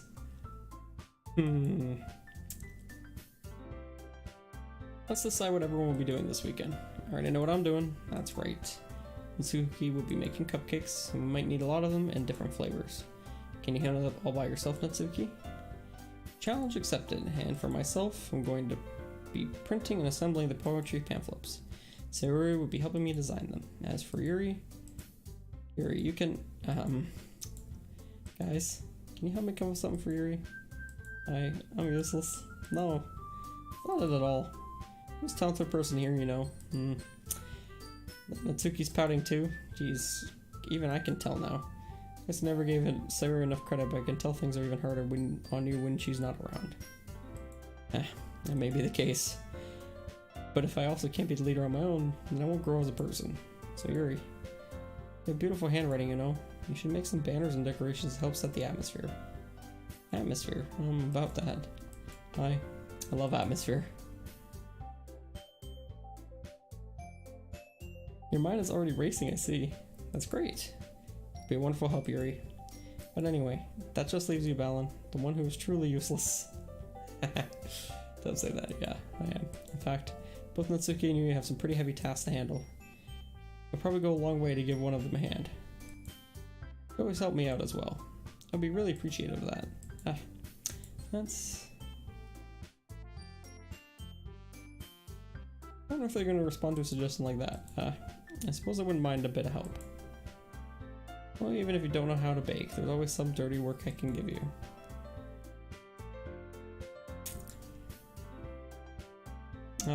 If I recall, Natsuki, you mentioned that you would like to handle the baking on your own. Balon may not like to be around if you only make him out to be a nuisance. So therefore, he may be more suited to assisting with the decorations. You're gonna argue again? Hold on, I never said that. How hard could it be to make a few decorations anyway? What are you saying? I will be extremely meticulous work. And baking isn't? Just what do you think? Guys, let's sit down for a moment. The only thing is up to Balon to decide what he'd like to contribute. Besides, he hasn't really gotten the chance to spend any time with me yet, you know. I'm sure he's interested in. He literally just said... I'm surprised as well. Sorry. I was just saying though. Jeez. Can we just settle this already? Yeah. Balon, you okay with this, right? In the end, it's up to you. Of course. Very well. In that case, everyone look straight at me.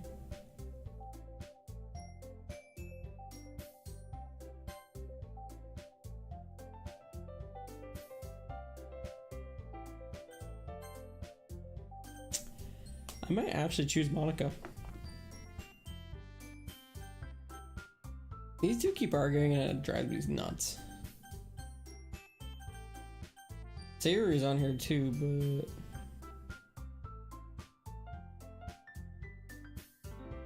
Let's set up with Monica. See, I like leaving people alone. I guess I should probably be helping Monica. Yay, pick me. Hold on one second. Yeah. Monica, you're the one who needs the least help out of all of us. Yeah, but I agree with Natsuki. As long as you work mostly suitable for one person, you already have Sayori as well.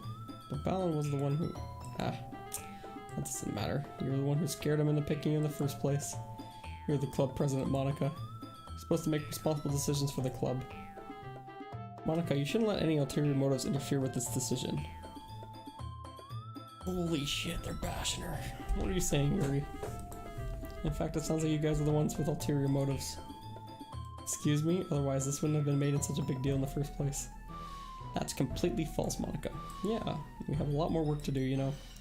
We wouldn't do as good of a job as you make us work alone. Maybe that's true. Think of the club, Monica. If we want our vectors to succeed, we need to appropriately distribute our resources. So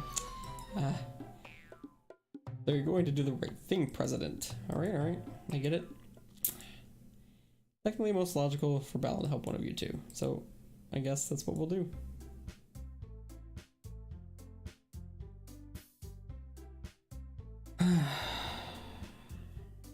I don't like Natsuki, so I'm going with Yuri. Probably the most useful helping Yuri. Yeah, are you serious? Why would you... Natsuki, I can already tell you're about to say something mean. No, I was just saying... Oh, you'd be helping Yuri then. Yeah, that's what I'm going to do. I'm glad. I have a bad habit of overthinking these sort of things, so if I think your assistance will be very useful. It's great to hear. Natsuki, will you be able to handle the baking yourself? I mean, yeah, I've already said it would be fine. Okay.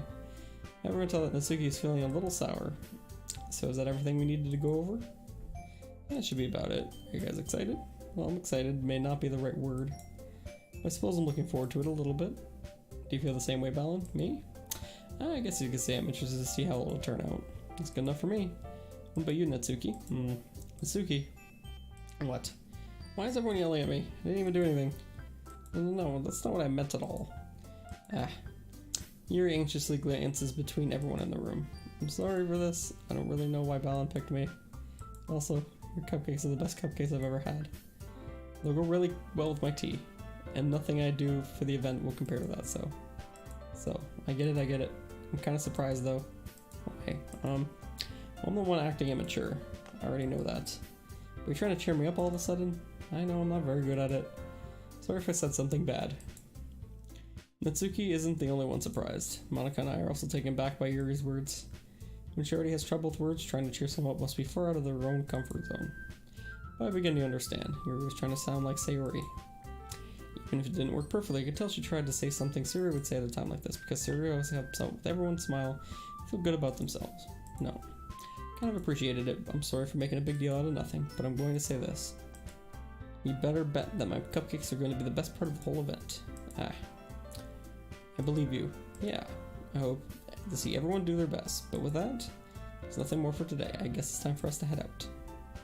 Let's get out of here then. Everyone packs up their things. I start to follow Monaco and Natsuki at the door when they chat between each other. I turn around. Sorry. I realize that I don't have any way of contacting you this weekend.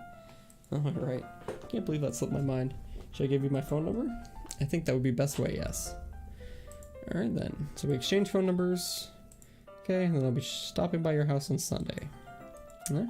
My house? Is that a problem? No, not at all. I just thought I'd be one going to your house since I'm the one helping you. I suppose that makes sense, but if you don't mind, I think I prefer going to your house. Alright, in that case, it won't be a problem. Decide not to press Yuri for a reason. Not like it would matter much either way, I just need to make sure my room is clean. I hope to manage to make myself useful in some way. Not nearly as creative as you are. Don't underestimate. I think we'll make a very productive team, even if you only chose me because you felt bad or something. Wait, you don't actually think that, do you? I don't know. It's difficult to come up with any other reason you may have chosen me. You're forgetting the one reason with the most common sense. I chose to help you because that's what I want to do. What? But Yuri thinks to herself with an extremely tense expression. Yuri, you're overthinking this. You wanted me to point out when you're overthinking, right? Yeah? I didn't realize. I'm running out of water. I'm telling you, I want to. That's all there is to it. Do you believe me?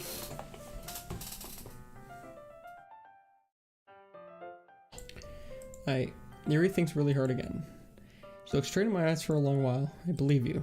As if it took her tremendous effort, Yuri finally says that and relaxes her expression. I'm really looking forward to Sunday. Yeah. I am too. After that exchange, I make my way out the door and Yuri follows. I can't believe this. Yuri's going to be coming to my house on Sunday? My anxiety shoots through the roof, even though I've gotten pretty used to handling her at this point. There's no telling what may end up happening when we're outside of school. More than that, she told me she was looking forward to it. Is this a chance I've been waiting to make something happen between us? Or is it too early for that? Only time will tell. But until then, I won't be able to take my mind off of it. I seriously can't wait.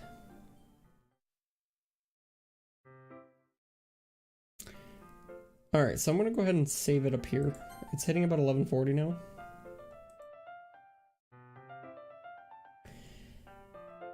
I was kind of hoping that this would be a one-day thing, but people said it was kind of short, but I have been spending about 3 hours on this so far. So hopefully that tomorrow will be able to get me another 3 hours of this game. I have been playing it pretty slowly and basically speaking out loud for everything. So I hope that's fine.